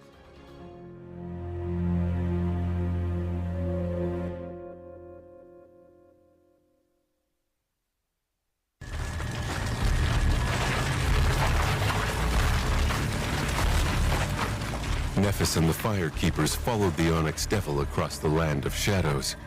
Their taciturn guide walked without looking back, her beautiful armor gleaming as it reflected the white light of their lanterns. The living statue's steps were neither slow nor hurried, her measured pace full of indifferent confidence. It was as though she was not afraid of the creatures hiding in the dark at all. Nephis would have expected the steps of such a heavy creature to resound like thunderclaps in the dead silence, but they were entirely noiseless. She stared at the back of the mysterious stone knight, white flames dancing in her eyes. The Firekeepers were tense and quiet, looking into the eerie darkness with wary expressions. What is going on? Nephis was not troubled, but she did feel somewhat curious. A vast expanse of inexplicable darkness, the fearsome creature that had been sent to meet them, was all hard to explain, and she rarely encountered things that escaped explanation. Cassia. There were a few moments of silence, and then the familiar voice resounded in the darkness, answering the question she had not asked. It is strange. Nephis glanced at the beautiful stone demon and waited. Cassia continued after a short pause. She is a transcendent devil. Her soul is an impossible fusion of shadow, darkness, and divine flame. Her powers are those of a sword saint. However, she is not a simple echo. I don't know what she is. Nephis nodded calmly. That is all right. I do. In the end, it had taken almost half a day for the Onyx Devil to lead them to their destination. The signs of fierce battles that had transpired under the cover of darkness only grew more apparent. Almost 50 kilometers to reach the heart of his territory. Out there in front of Nephis, the breastbone plain abruptly ended, turning into a vast chasm. If she could pierce the darkness with her gaze, she would have seen the spine of the titanic skeleton far below. To her left and to her right, in the distance, its ribs must be rising like mountains. Right ahead, though, illuminated by the light of their lanterns, a magnificent temple stood at the very edge of the abyss. Its colossal columns and walls were cut from black marble, with exquisite reliefs decorating the Stygian pediment and broad frieze. Beautiful and awesome, it looked like the palace of a dark god. In front of the palace, the ground was littered with countless bones. Most of the ancient edifice was hidden by darkness, but Nephis felt oppressed by its solemn majesty nevertheless. She frowned slightly, feeling a shapeless presence gaze at her from behind the marble columns, and instinctively gripped the hilt of her sword. Is this a citadel? One of the Firekeepers voiced her question in a tired and bewildered tone. Another answered warily. It must be. Who could have built a temple in this place?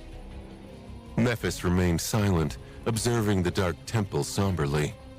She was not afraid of the Lord of Shadows, his Onyx Devil, and other secrets the mysterious saint could have been hiding.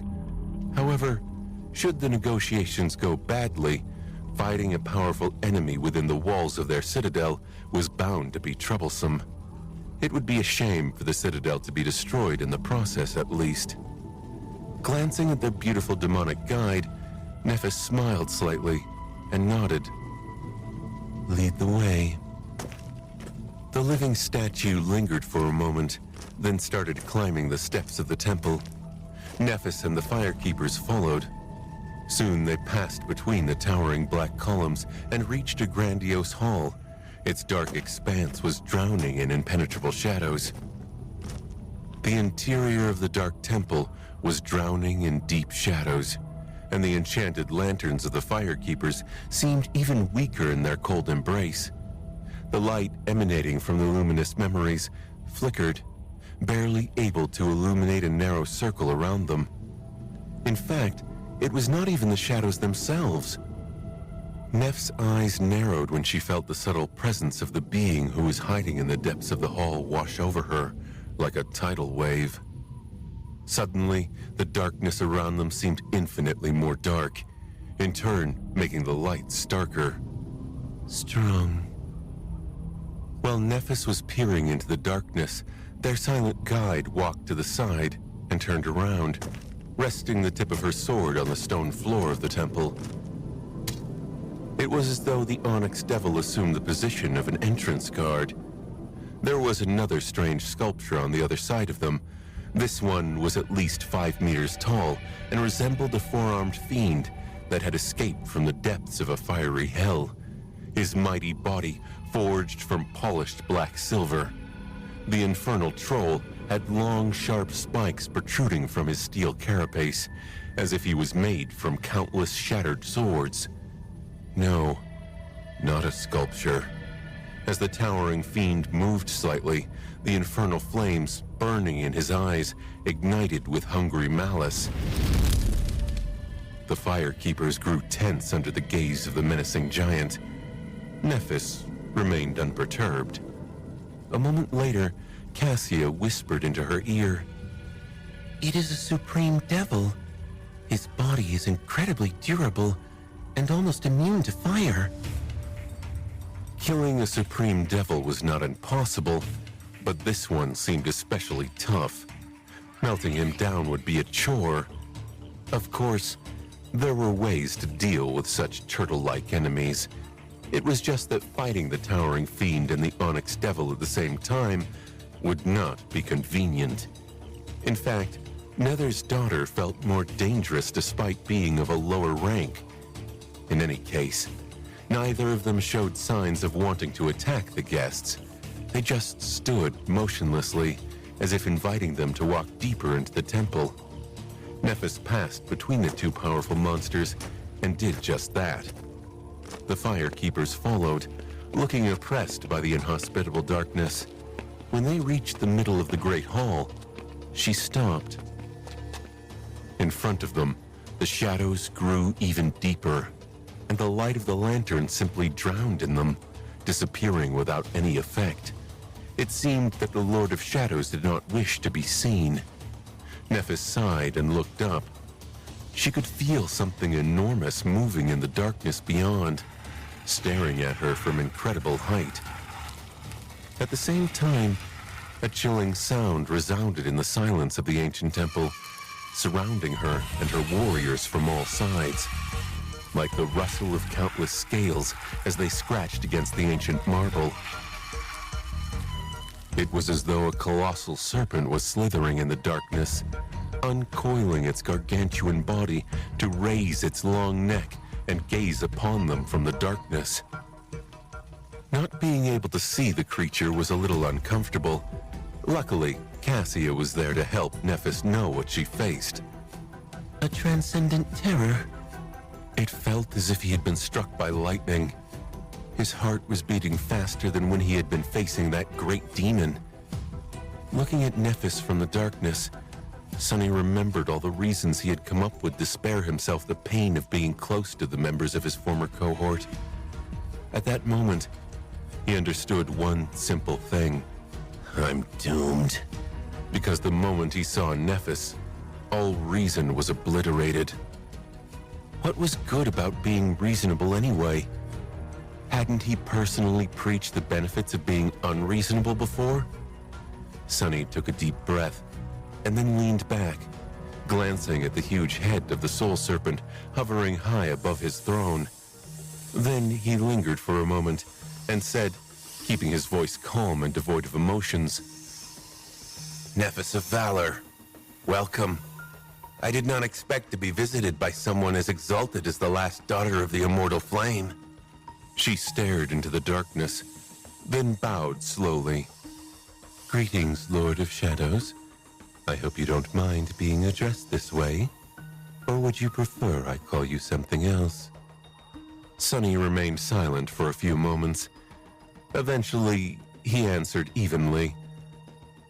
I would not. But you can call me Shadow.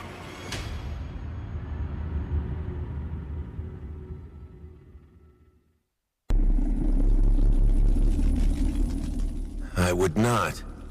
But you can call me Shadow.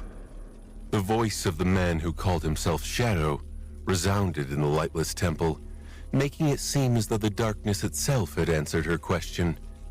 That strangely elusive voice was cold and aloof, devoid of any emotion. And yet, there was a hint of arrogance to it. Nephis frowned subtly. Now that the introductions were out of the way, it was time to announce the purpose of her visit. However, she was at a disadvantage. The master of the Dark Temple seemed to know everything about her, and yet she knew close to nothing about him. Even Cassia, whose gaze could pierce countless mysteries, seemed to be entirely blind to the existence of the Lord of Shadows. Granted, Nephis had some idea about his true identity. The darkness spoke again, its voice remaining emotionless. To what do I owe the honor of being in the presence of Lady Changing Star? What do you want of me? Nephis hesitated for a moment, thinking. She had been sent to persuade a powerful saint to join the banner of the King of Swords. However, having reached his citadel, Nephis had to reevaluate her opinion of the Lord of Shadows. He was not merely powerful. No, he was one of those few, like herself, who were beyond the ordinary definitions of power. Now that Nephis had seen the vast expanse of inexplicable darkness, the bones of dreadful abominations hidden in its tenebrous embrace, the solemn edifice of the Dark Temple, and the creatures that guarded it, she knew that the Lord of Shadows had not survived in Godgrave by luck, or by having an aspect that was uniquely suited for living in this harrowing environment. Rather, he had survived here through strength, which only made him more desirable. Of course, there were still many unknowns about the enigmatic saint. Nephis could not be sure of what his powers truly were. The fierce creatures that served him were neither echoes nor nightmare creatures, so they could have been manifested by his aspect, like the hideous reflections of the Prince of Nothing were, or subjugated like those abominations that Beastmaster ruled. It was unclear how strong the man himself was, or if his aspect had any application in direct combat. It was also unknown where he had come from, and how he managed to become a saint without leaving any traces of himself in either of the two worlds. And yet, Nephis had a strong suspicion. Awakened who possessed affinity to shadows were exceedingly rare, let alone those who were truly powerful. Meanwhile, 5 of the 6 divine lineages had already been reclaimed by humans. Immortal Flame were the inheritors of Sun God. Valor were the inheritors of War God. Song were the inheritors of Beast God. Night were the inheritors of Storm God. And finally, Asterion was the sole inheritor of Heart God. Allow me to clarify then. I, Changing Star, invite you to join the Alliance of Transcendent Warriors and serve under the banner of the King of Swords, protecting the expanding domain of humanity in the Dream Realm as one of his champions. She lingered for a moment, and then added, I trust I do not need to list the benefits of pledging allegiance to one of those who have achieved supremacy. These details can be discussed later anyway. Resources, assistance, powerful memories and echoes, soul shards, nothing is out of the question. You won't be undervalued, Lord Shadow. No one survives in the Dream Realm alone, after all. There were a few moments of silence, and then the cold voice resounded from the darkness once again. Ah, thank you for the clarification. Nephis tilted her head a little. What else did he think I meant? Had she said something odd again? No, it shouldn't be. Nephis frowned slightly. She thought she had done rather well. The problem was most likely that the Emissary of Song must have offered all the same things to the Lord of Shadows, if not more, and yet they had been refused.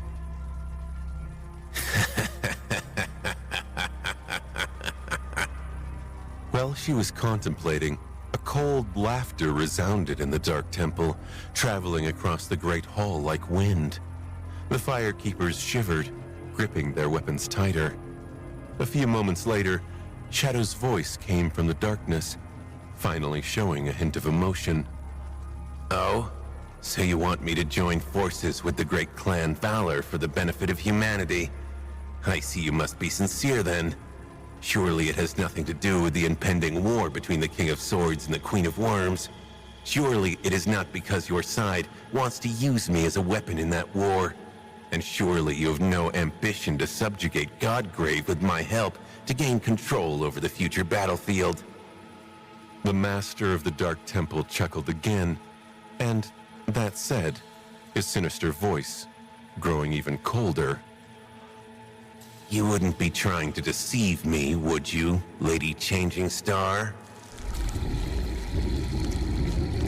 At the same time, the enormous creature in the darkness shifted slightly, filling the great hall with the chilling sound of rustling scales. Sonny felt glad that his face was hidden behind Weaver's mask and shrouded in impenetrable darkness. That was because he might not have controlled his expression very well in the last few minutes. One of his other two avatars might have even stumbled out of nowhere, somewhere far away. Luckily, he regained his composure swiftly. Damn it, Neff. The echo of his last words was still traveling across the nameless temple when Nephis frowned slightly. Sonny had just accused her of trying to deceive him in a rather threatening tone. He even commanded Serpent to make a bit of noise to add some weight to his perceived displeasure. What would her reaction be? Unexpectedly, a subtle smile bloomed on Neff's face, and her eyes gleamed with satisfaction. I see that you are better informed than I presumed, Lord Shadow. Good. That saves me a lot of trouble. Sonny was stunned for a moment. That was not the reaction he had expected. Shameless. She's completely shameless. Nephis, meanwhile, put her hand on the hilt of her sword and looked up a little. Since you already know that the war is inevitable, and that it will happen here in Godgrave, you must also realize that you can't escape it. One way or another, you will be implicated in the clash between the two domains. So, unless you want to abandon your citadel and flee into the waking world, you might as well choose a side. In fact, I think that you already have. Sonny scowled, staring at her with displeasure. How the hell does she know? Of course he had intended to insinuate his way into a high position of the Sword Domain's army from the very start. That was why he had established the Nameless Temple in Godgrave and waited for the emissaries of Valor to take the bait. But Nephis had no way of guessing that. He didn't acknowledge that as he shook his head in the darkness and asked, keeping his voice devoid of emotions, So I'll give you the same chance, Lady Changing Star. If any of you emissaries of Valor manage to leave a scratch on my armor, I'll accept your proposal. What do you say? Nephis did not answer immediately, contemplating his offer. Eventually, she asked, A duel? Which one of us do you want to fight? He chuckled. Any of you. All of you. It doesn't matter. I won't even use my aspect. Instead, I'll crush you with pure skill. The corner of Neff's mouth twisted upward. Arrogant. Sunny laughed, noticing the firekeepers tremble at the cold sound of his sinister laughter. Arrogant? Oh, on the contrary, I am being modest. He was in a strangely good mood. The truth of the matter was that Sunny missed the feeling of fighting against humans. He had very few opportunities to fight a proper duel in recent years. The deadly reaches of the dream realm he had explored were full of all kinds of harrowing nightmare creatures. He had faced and killed countless abominations, coming very close to being killed by them instead on numerous occasions. Those battles had been fierce, terrible, painful, and sometimes exhilarating. But the exhilaration of facing a dreadful monster was different from the joy and delight of facing a skilled human opponent in battle. The artistry of combat was lost on most nightmare creatures. The firekeepers, though, Sunny knew these people well. Each of them was a brilliant fighter, even though they were mere masters. If he held back a little, clashing with them promised to be very satisfying. And then, of course, there was Nephis herself, a genius swordsman who had taken the legacy left behind by her legendary father, Broken Sword, and elevated it to new heights. His former teacher, rival, and partner. How could Sunny not feel excited at the thought of crossing swords with her again? As he was thinking about that, Nephis stared into the darkness for a few moments, and then nodded decisively. "All right, I accept."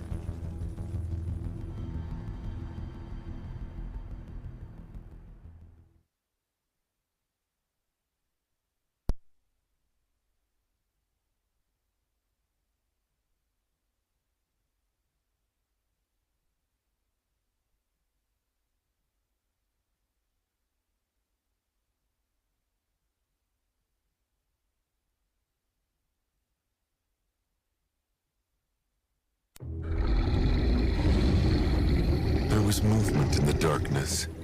Nephis could not see it, but she felt the shadows that drowned the great hall of the ancient temples shift and surge, as if celebrating the arrival of their master. The firekeepers behind her tensed, looking up with somber expressions.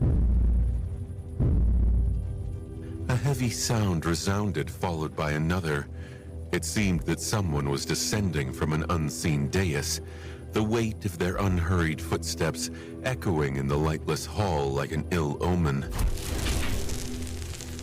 Suddenly, the enchanted lanterns ignited with bright radiance, chasing away the darkness, as if they were finally allowed to shine. As soon as they did, a dark figure stepped into the light, the shadows surrounding it like a mantle.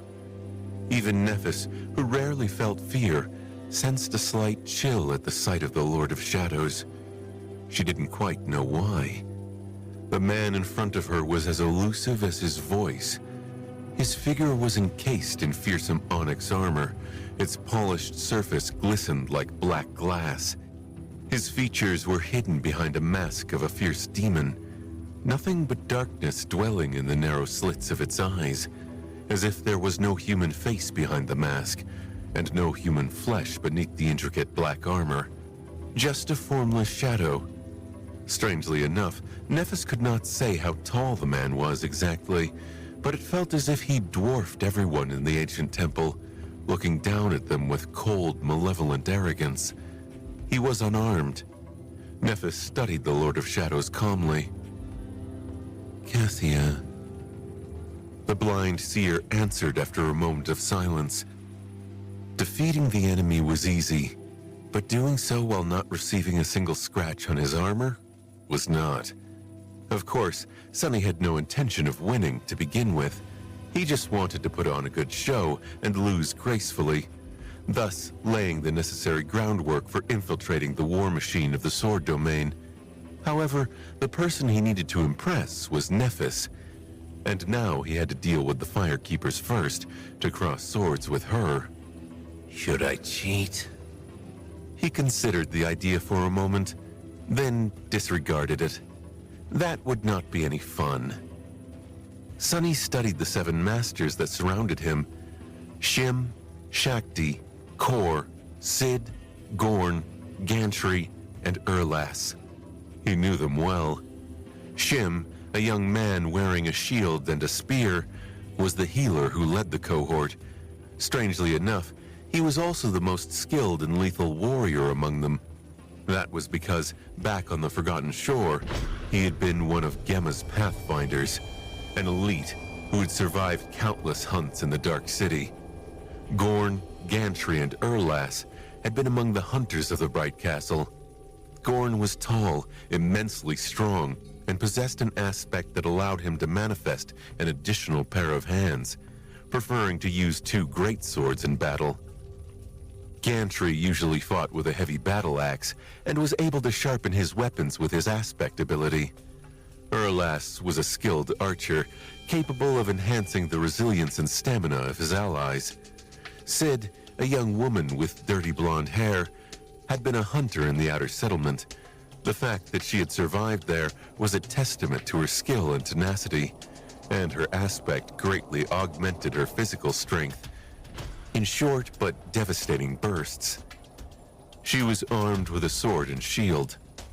Finally, there was Shakti and Kor. Both had been artisans in the Bright Castle, possessing potent utility aspects.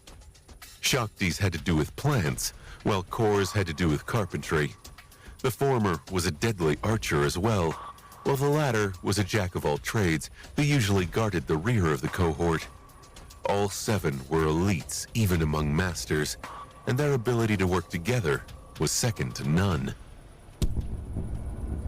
Placing the Odachi that he had manifested from the shadows on his shoulder, Sunny smiled behind his mask. This is going to be fun. Sunny had never stopped fighting, sharpening his mastery of combat to a sublime level. He had already been one of the most seasoned warriors of humanity 4 years ago, mostly because very few had it as rough as he had on the Forgotten Shore and in the Antarctic Center. But the last 4 years had not been easy on him either. Crossing the Hollow Mountains alone had given him more battle experience than most Awakened would receive in their lifetime.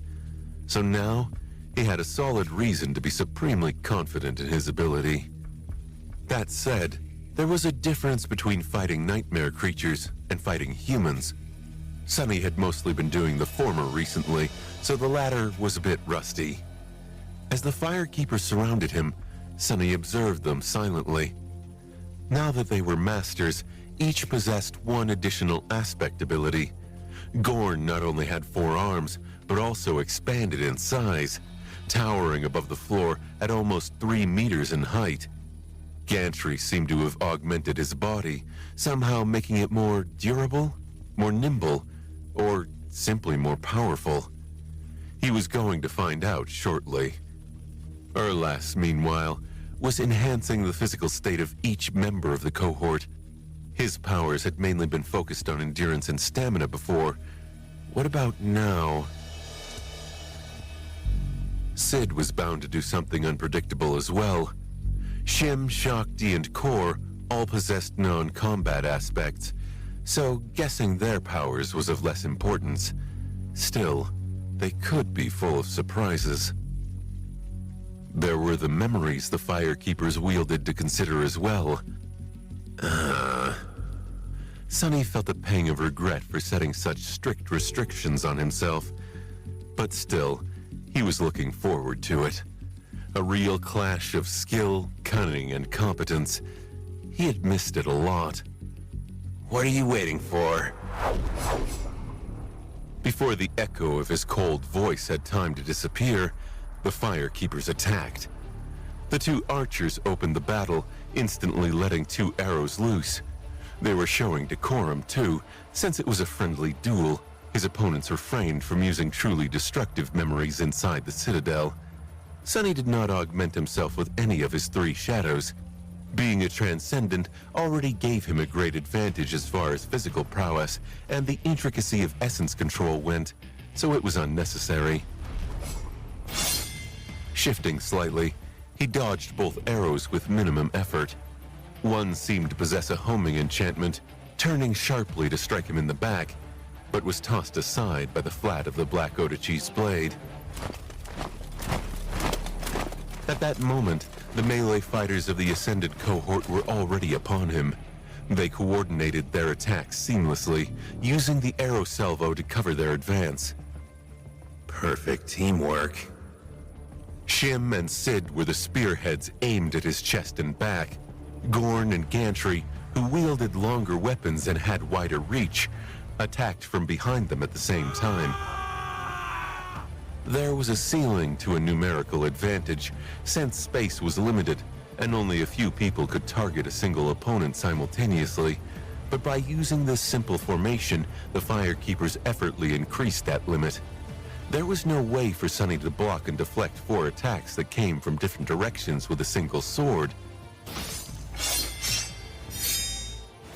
So he didn't. Instead, he removed himself from the path of the enemy weapons, deflecting Shim's spear and Gantry's heavy axe in the process. Using explosive footwork, Sunny escaped the encirclement and used the bodies of the Firekeepers to block their comrades from chasing after him. Soon, the cadence of the battle shifted. The Lord of Shadows, who had been defending against the barrage of attacks, suddenly abandoned all pretenses of defense. Instead, he easily shrugged off a squall of steel and moved through it, attacking the Firekeepers before they could even react. It was almost as if he was dancing. The Black Odachi hissed like a snake as it cut the air. It struck Shim in the chest, sending him flying back. A split second later, Sid's shield was pushed aside, and her breastplate caved as the young woman toppled with a short yelp. Gantry was struck by the pommel of the Odachi almost at the same moment, swaying once before falling down. By the time his back hit the floor, Gorn was already on his knees, both of his great swords sliding away. The Lord of Shadows was among them. A moment later, he had already reached the 2 archers. Crap! Kor, who was supposed to protect them, was tossed back with one unhurried blow of the demonic swordsman's fist. Shakti and Erlas attempted to retreat, but both were sent to the ground before taking a single step. From start to finish, the duel between the Lord of Shadows and the Firekeepers had taken a couple of minutes. However, they had all been defeated in just 2 seconds. It was as though the master of the ancient temple was telling them, "Look, I could have ended you all any time I wanted." White sparks ignited in Neff's eyes. Beautiful. The Lord of Shadows stopped and calmly put the spine of the Black Odachi on his shoulder. His fearsome mask remained the same, eerie and devoid of any emotion. The Firekeepers groaned as they slowly picked themselves up from the floor. "Is that all?" Nephis smiled slightly and finally unsheathed her swords. "You haven't defeated all of us yet, have you?"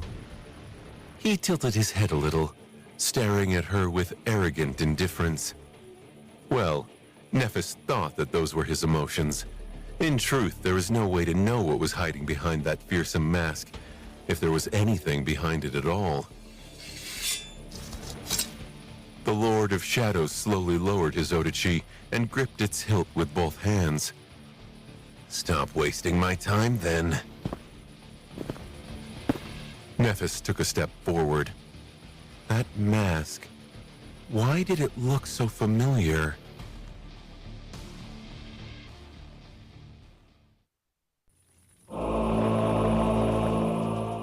Sunny held his Odachi lightly as he watched Nephis take unhurried steps in his direction. The familiar white flames were dancing in her eyes. But what was this?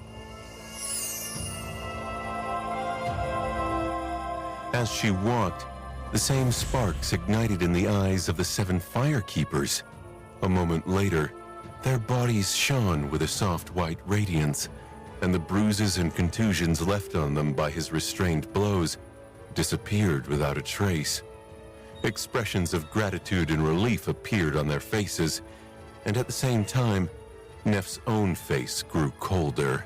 Since when can she heal others from a distance? Before he could consider the implications of that unexpected turn of events, her sword left the enchanted scabbard with a quiet murmur. Its mirror-like blade was as black as the night sky, the light of the magical lanterns reflecting in it like distant stars. He knew that sword well, or rather, he had known it once. The silver blade was a transcendent memory of the 7th tier Neffis had received after slaying Soul Stealer. It was a mighty weapon, and had been made even more so by Sunny himself. He had transplanted a supreme soul shard as one of its nodes, augmenting the fundamental enchantment of the silver blade. But now, it was different. Sunny frowned behind the mask when he noticed a familiar symbol branded into the mystical steel just above the crossguard. An anvil pierced through by a sword. Had one of the Forge Masters of Clan Valor deemed themselves competent enough to improve on his own work?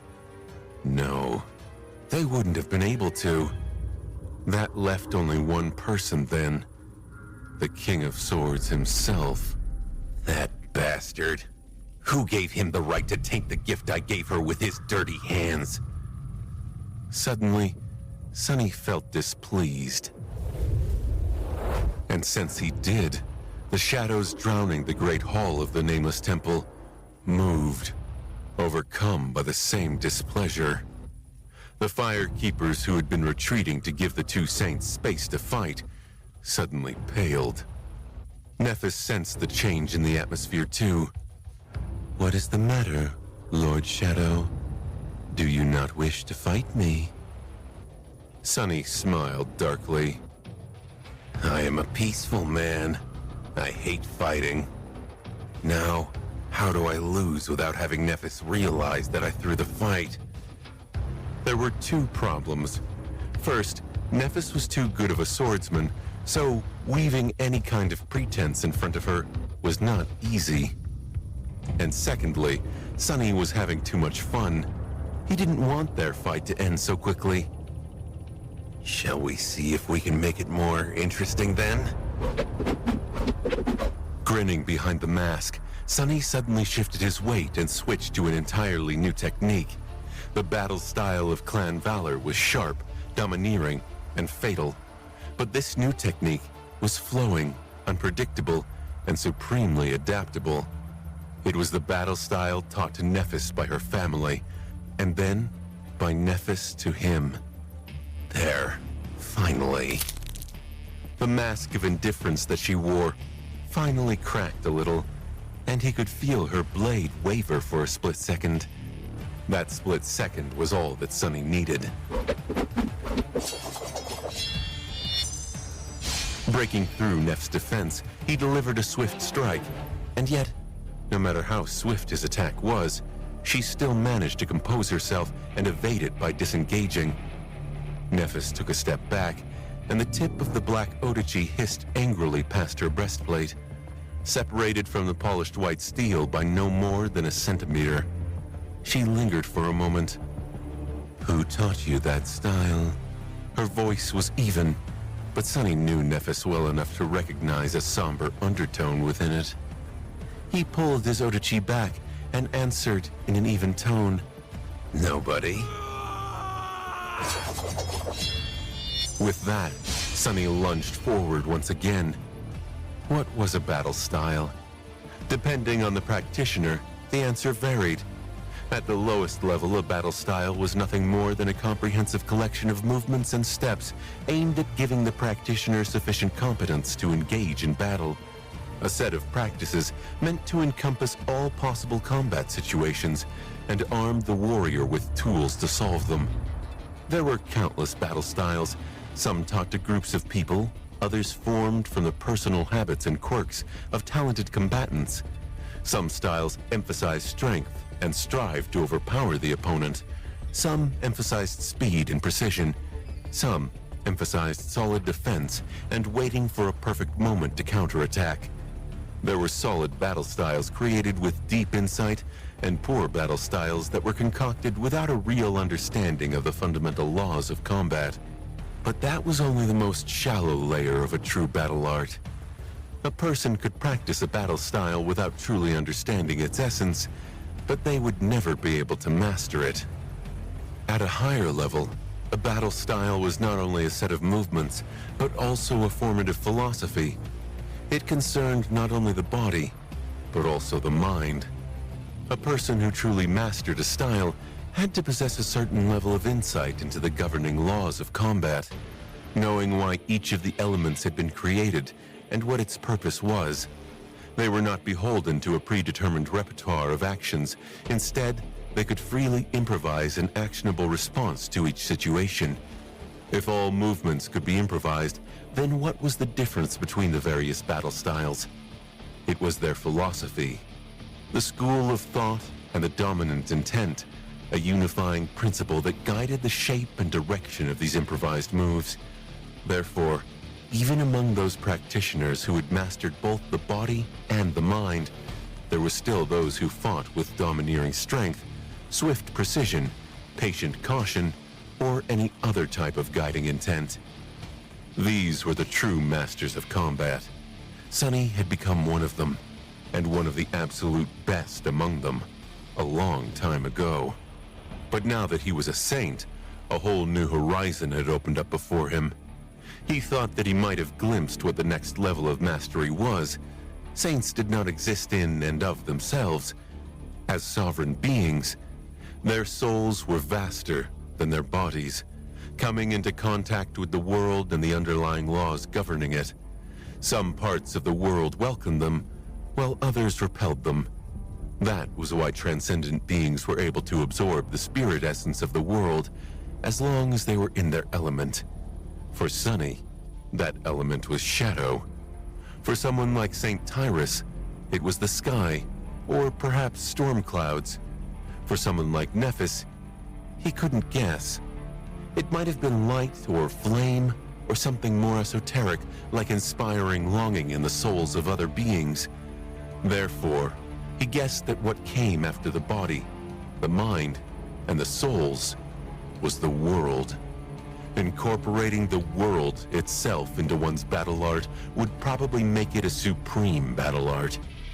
That said, Sonny was not sure if it could even be called a battle art at that point, let alone how to actually achieve something like that.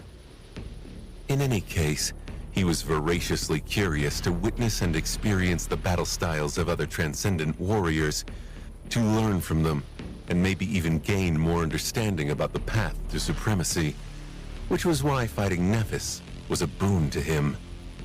So he definitely wasn't prolonging their clash simply because he missed her. Why would he cut this duel short if humanity's premier sword savant was graciously allowing him to steal her achievements? I see. No, I don't see. Deflecting a barrage of almost instantaneous attacks, and at the same time, desperately preventing these attacks from dictating his next moves to avoid the countless traps Nephis constructed for him on the fly, Sonny carefully observed her movements, the flow of her essence, and the form of her shadow. Pretty soon, he had to admit something to himself. What the hell has she been doing for the last 4 years? It's damn incomprehensible.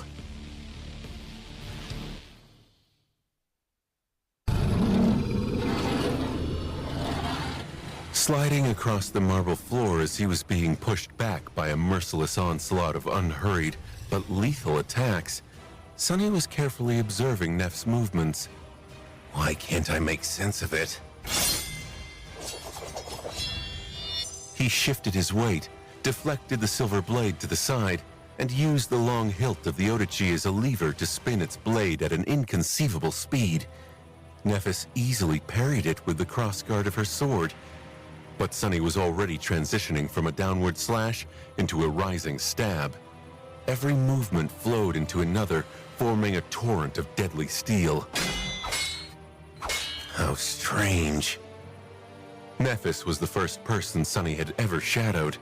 After years of training together and fighting side by side, he knew her better than anyone else. Therefore, it should have been easy to glimpse the true essence of her transcendent battle art, or at least start to unravel it. And indeed, Sunny sensed the heart of her intent. Just like how Nephis could read his intentions through her sublime mastery of combat, he could predict her actions through Shadow Dance. But his perception was oddly shallow. He could guess what would happen, but not why it would happen. Almost like those initiates who had only mastered the body, but not the mind. Nephis evaded his stab by turning and leaning sideways, taking a graceful step to shift her balance, and pulling her blade out of the bind. A split second later, it lashed out, almost striking his thigh. If Sunny was a beat too late, he would have had to receive her blow. The onyx mantle was akin to a transcendent armor, while the mirror sword was a strange hybrid between a transcendent and a supreme weapon that he himself had created. Considering that offense usually trampled defense in the ruthless world of the nightmare spell, a single strike was all it would take for him to lose the duel. The silver blade might not break his armor immediately, but leaving a scratch on its onyx surface would be easy. He disengaged and stared at Nephis impassively for a moment. Apart from manifesting this avatar, Sunny was not using his aspect.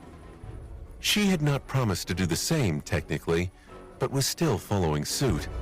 Whether it was out of respect for the Lord of Shadows, or simply because Neph was just as starved for a good opponent as he was, Sunny did not know.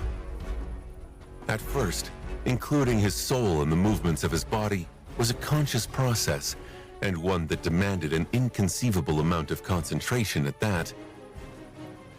But by now, it was like an instinct to Sunny. Luckily, he had possessed a rich foundation of going through countless battles as an awakened and a master to build upon, so mastering his essence technique had not been too hard. There had been the Soul Serpent and Soul Weave to assist him as well. Similarly, Nephis had designed an essence technique of her own. Sunny could perceive her radiant, pure soul essence flowing through her body with a strange and almost hypnotic elegance, moving in perfect harmony with the fluid grace of her sword dance. Her technique seemed even more intricate and precise than his own. Was it simply because Neph's swordsmanship had a different personality than his? Or because she had spent more time thoroughly comprehending the science behind the biology of her body and the physics of her sword? After all, Sunny had mostly taught himself through practical experience and intuition, spending less time on theory. In any case, this shallow layer of Neph's battle art was not a mystery. Sunny had enough ability to perceive it, enough insight to dismantle it, and enough experience to reassemble it. Even emulating it was not a problem, given enough time. But that was what an essence technique represented. The most shallow and basic layer of a battle art. The true essence hid much deeper, having to do with aspect and attributes.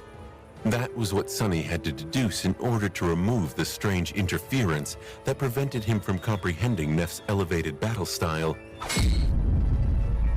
There was another sonic boom, and the two of them were momentarily thrown away from each other. Sunny increased the weight of his body and slid several meters back, swiftly coming to a halt. Nephis pivoted on one leg and performed an effortless pirouette, regaining her balance almost immediately. The Firekeeper scrambled to get even further back, seemingly stunned by how long the duel was lasting. Sunny smirked behind the mask and rushed forward. If I compare our aspects, a transcendent battle was meant to incorporate the user's aspect into their combat technique. What did it mean for Sunny? The first element he had to consciously and comprehensively integrate into his battle style was the easiest. It was his ability to perceive the movement through shadows, as well as see what was happening behind his back. That did not sound like much compared to his other abilities, but was actually a drastic change. Almost every battle style he had learned in the past was meant to be practiced by humans after all, and humans only had 2 eyes. That naturally dictated how they fought, and how the masters who taught young warriors to wield weapons constructed their styles. However, Sunny was not beholden to these standards. Therefore, he had spent plenty of time relearning the very basics of combat, building his technique in a way that allowed him to fully utilize that subtle but confounding advantage. The second element was even more fundamental, since it concerned movement. Movement lay at the base of every battle style. Footwork was just as indispensable as striking and defending, if not more so. Not only did it dictate the balance and strength available to a fighter, but it also controlled space.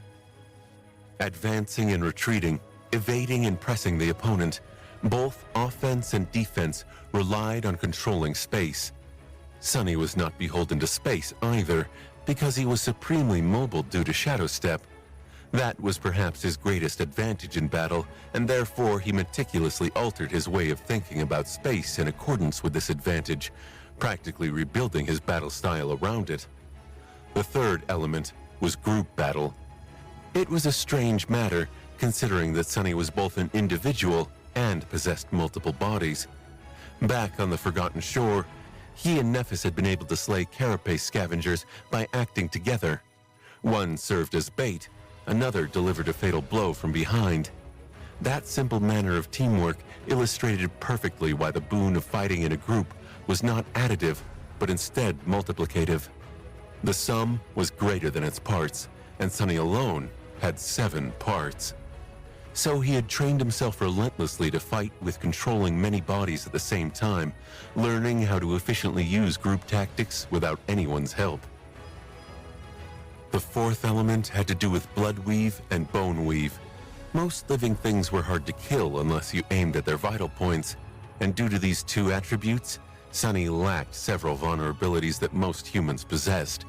He wouldn't bleed to death even if his artery was sliced open, and his bones were immensely resilient, to the point that breaking them was almost impossible. Therefore, he had to teach himself how to make use of these traits. It was the simplest but also the hardest mindset alteration he had to absorb, because it went against his most powerful instinct, the instinct of self-preservation. Nevertheless, Sunny had succeeded in changing his behavior in a manner that allowed him to strategically sacrifice non-vital parts of himself. The fifth element was about another attribute of his, the onyx shell. Among other things, it allowed Sunny to freely change his weight. Or was it mass? He could never tell the difference. In any case, such an ability opened up a vast ocean of possibilities for a skilled warrior, from increasing the impact of his blows to greatly augmenting his speed, solidifying his balance, and even performing actions that would otherwise be impossible without toppling like a cut tree. Sunny had incorporated the effects of the Feather of Truth trait of the onyx shell into his battle style a while ago, but since he had nothing but time in the last 4 years, he took this opportunity to fully reconsider it, learning how to use it not only comprehensively, but also instinctually. Now, he did not even have to think about utilizing that adaptable trait to enhance his every move. The sixth element was the most broad and concerned shadow manifestation. Sunny had the ability to manifest endless variations of tangible shadows, roughly divided in 2 methods. The first was to summon external implements like shadow hands or chains.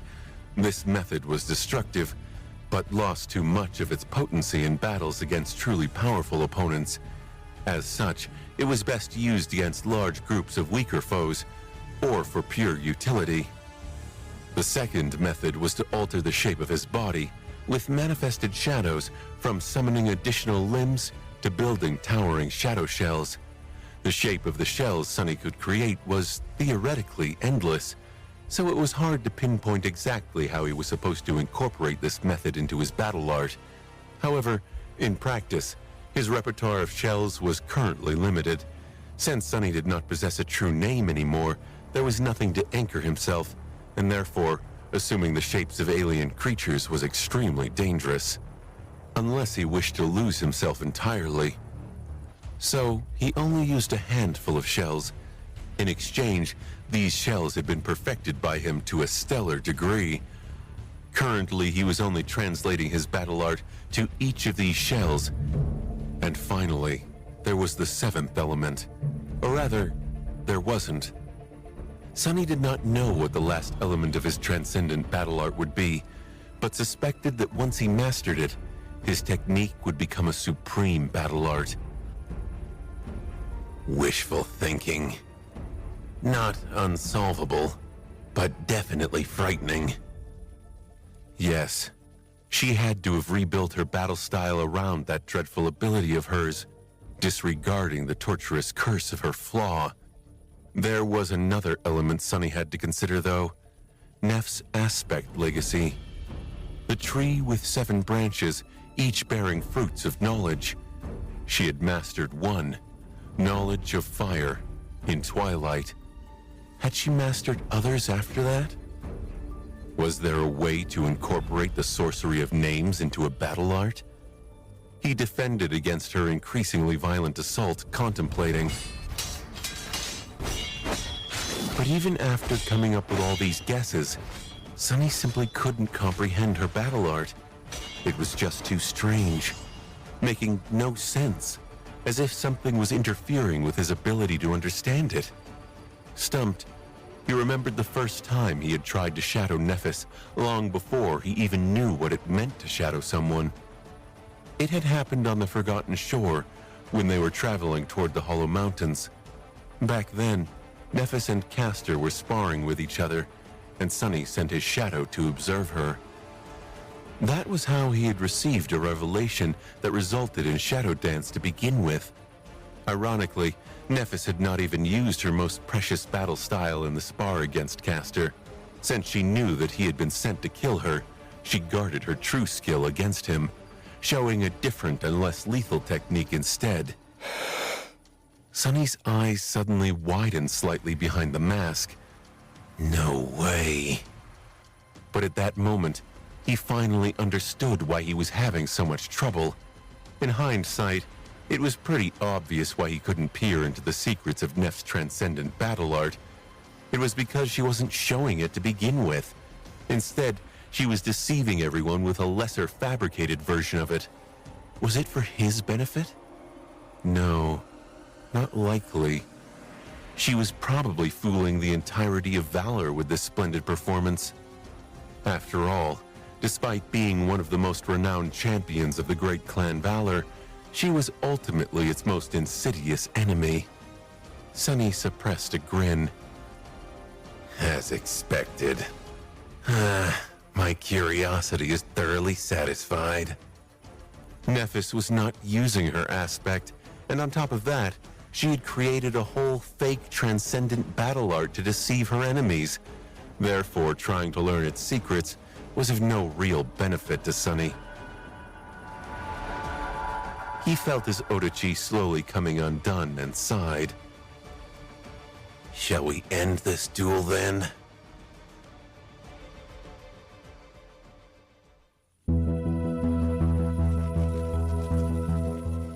By then, the Firekeepers had almost retreated to the entrance of the ancient temple. The darkness seethed and surged, disturbed by the fearsome clash of the two transcendent champions. Both Changing Star and the man who called himself Shadow were beyond powerful.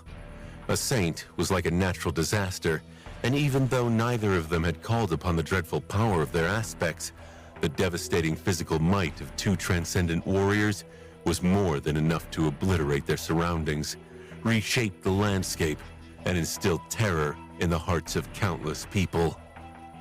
Luckily, both their lady and the master of the ancient temple seemed to be holding back. Otherwise, the citadel might have been severely damaged by their duel. Lady Neffis was clad in a suit of knightly armor that had been forged from sublime white steel and adorned with golden accents. With her fair skin and silver hair, pure flames dancing in her eyes, she was like a spirit of light. Lord of Shadows, meanwhile, was like a devil born from pure darkness. His ominous onyx armor, demonic mask, and raven black hair fused with the lightless void of the Great Hall, making it hard to discern where his figure ended and the shadows began. The silence had long been torn apart by the melancholic disharmony of clashing steel. But wasn't something very strange? One of the firekeepers, Sid, looked at their leader and asked after hesitating for a few moments, Why is he still standing? Her somber voice was hiding a note of bewilderment. The 7 of them had followed Lady Changing Star to storm the Crimson Spire, across the frozen hell of East Antarctica, and into countless battles after that. In the past 4 years, they had seen her turn hordes of abominations to ash, topple titans, and bring every saint who dared challenge her to their knees. Only a few people could claim to be her equal, and even they did not dare to. How was it that the Lord of Shadows had not only persisted for so long, but also seemed to be holding his own in a duel against the last daughter of the immortal flame? Who the hell is he? Shim, the leader of the cohort, shook his head slightly without looking away from the barely perceptible whirlwind of the stunning clash. Watch carefully. Out there in front of them, the cadence of the duel finally changed. Now, Sunny delivered a lightning-fast strike, the air parting in front of the blade of his Odachi with a wailing hiss. The strike was just a feint, turning into a thrust, turning into a downward slash. Nephis ignored the feint, deflected the stab, and strangled the slash by binding their swords. She pushed him and shifted her body to gain an advantage in the follow-up attack. Sunny was forced to take a step back, which would have landed him in an awkward position and made it impossible to mount a stable defense if he did not increase the weight of his armored boots while at the same time decreasing the weight of his breastplate. With his center of gravity lowered, he had enough stability to block Neff's calm and vicious attack without staggering back. But even though he blocked it, she unerringly struck the exact same spot where his Odachi had already been weakened. Finally, the Shadow Blade shattered, exploding into a rain of shards. Those shards almost instantaneously turned ethereal, dissolving back into an intangible shadow. Still, it at least allowed him to get his point across, despite the simple trick. I feel like wearing this mask around people will quickly grow annoying. He suppressed a sigh. Nephis looked at him for a while, then said evenly, My personal wealth is not that vast. I can't promise you the same boons and riches that my clan can.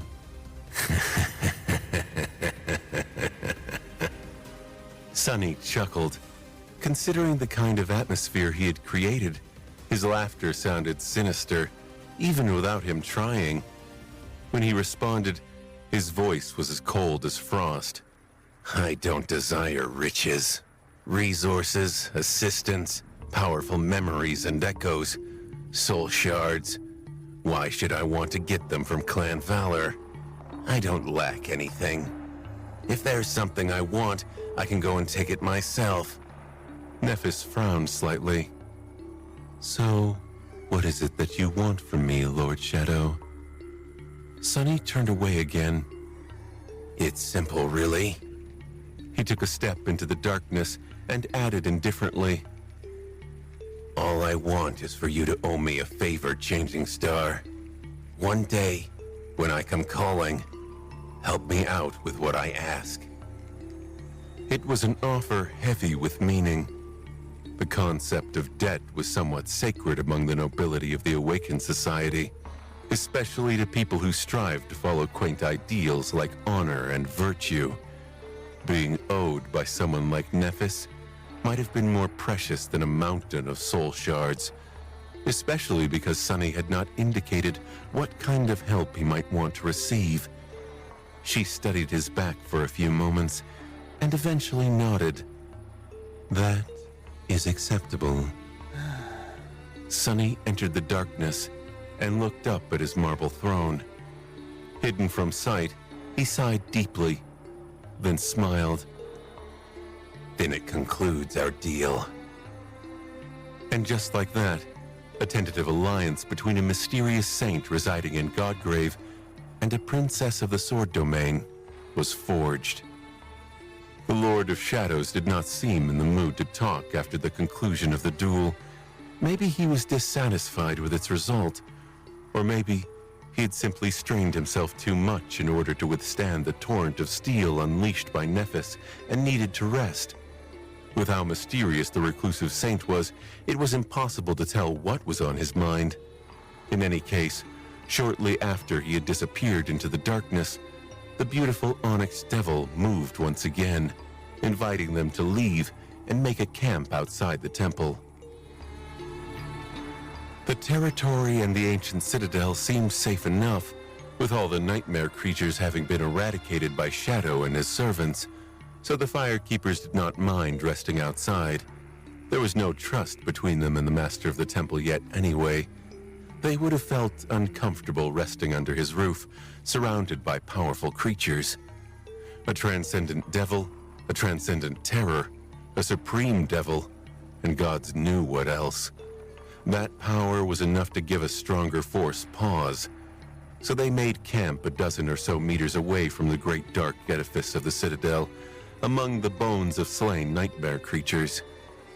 The lanterns chased away the darkness, and a fire had been ignited in the middle of the camp.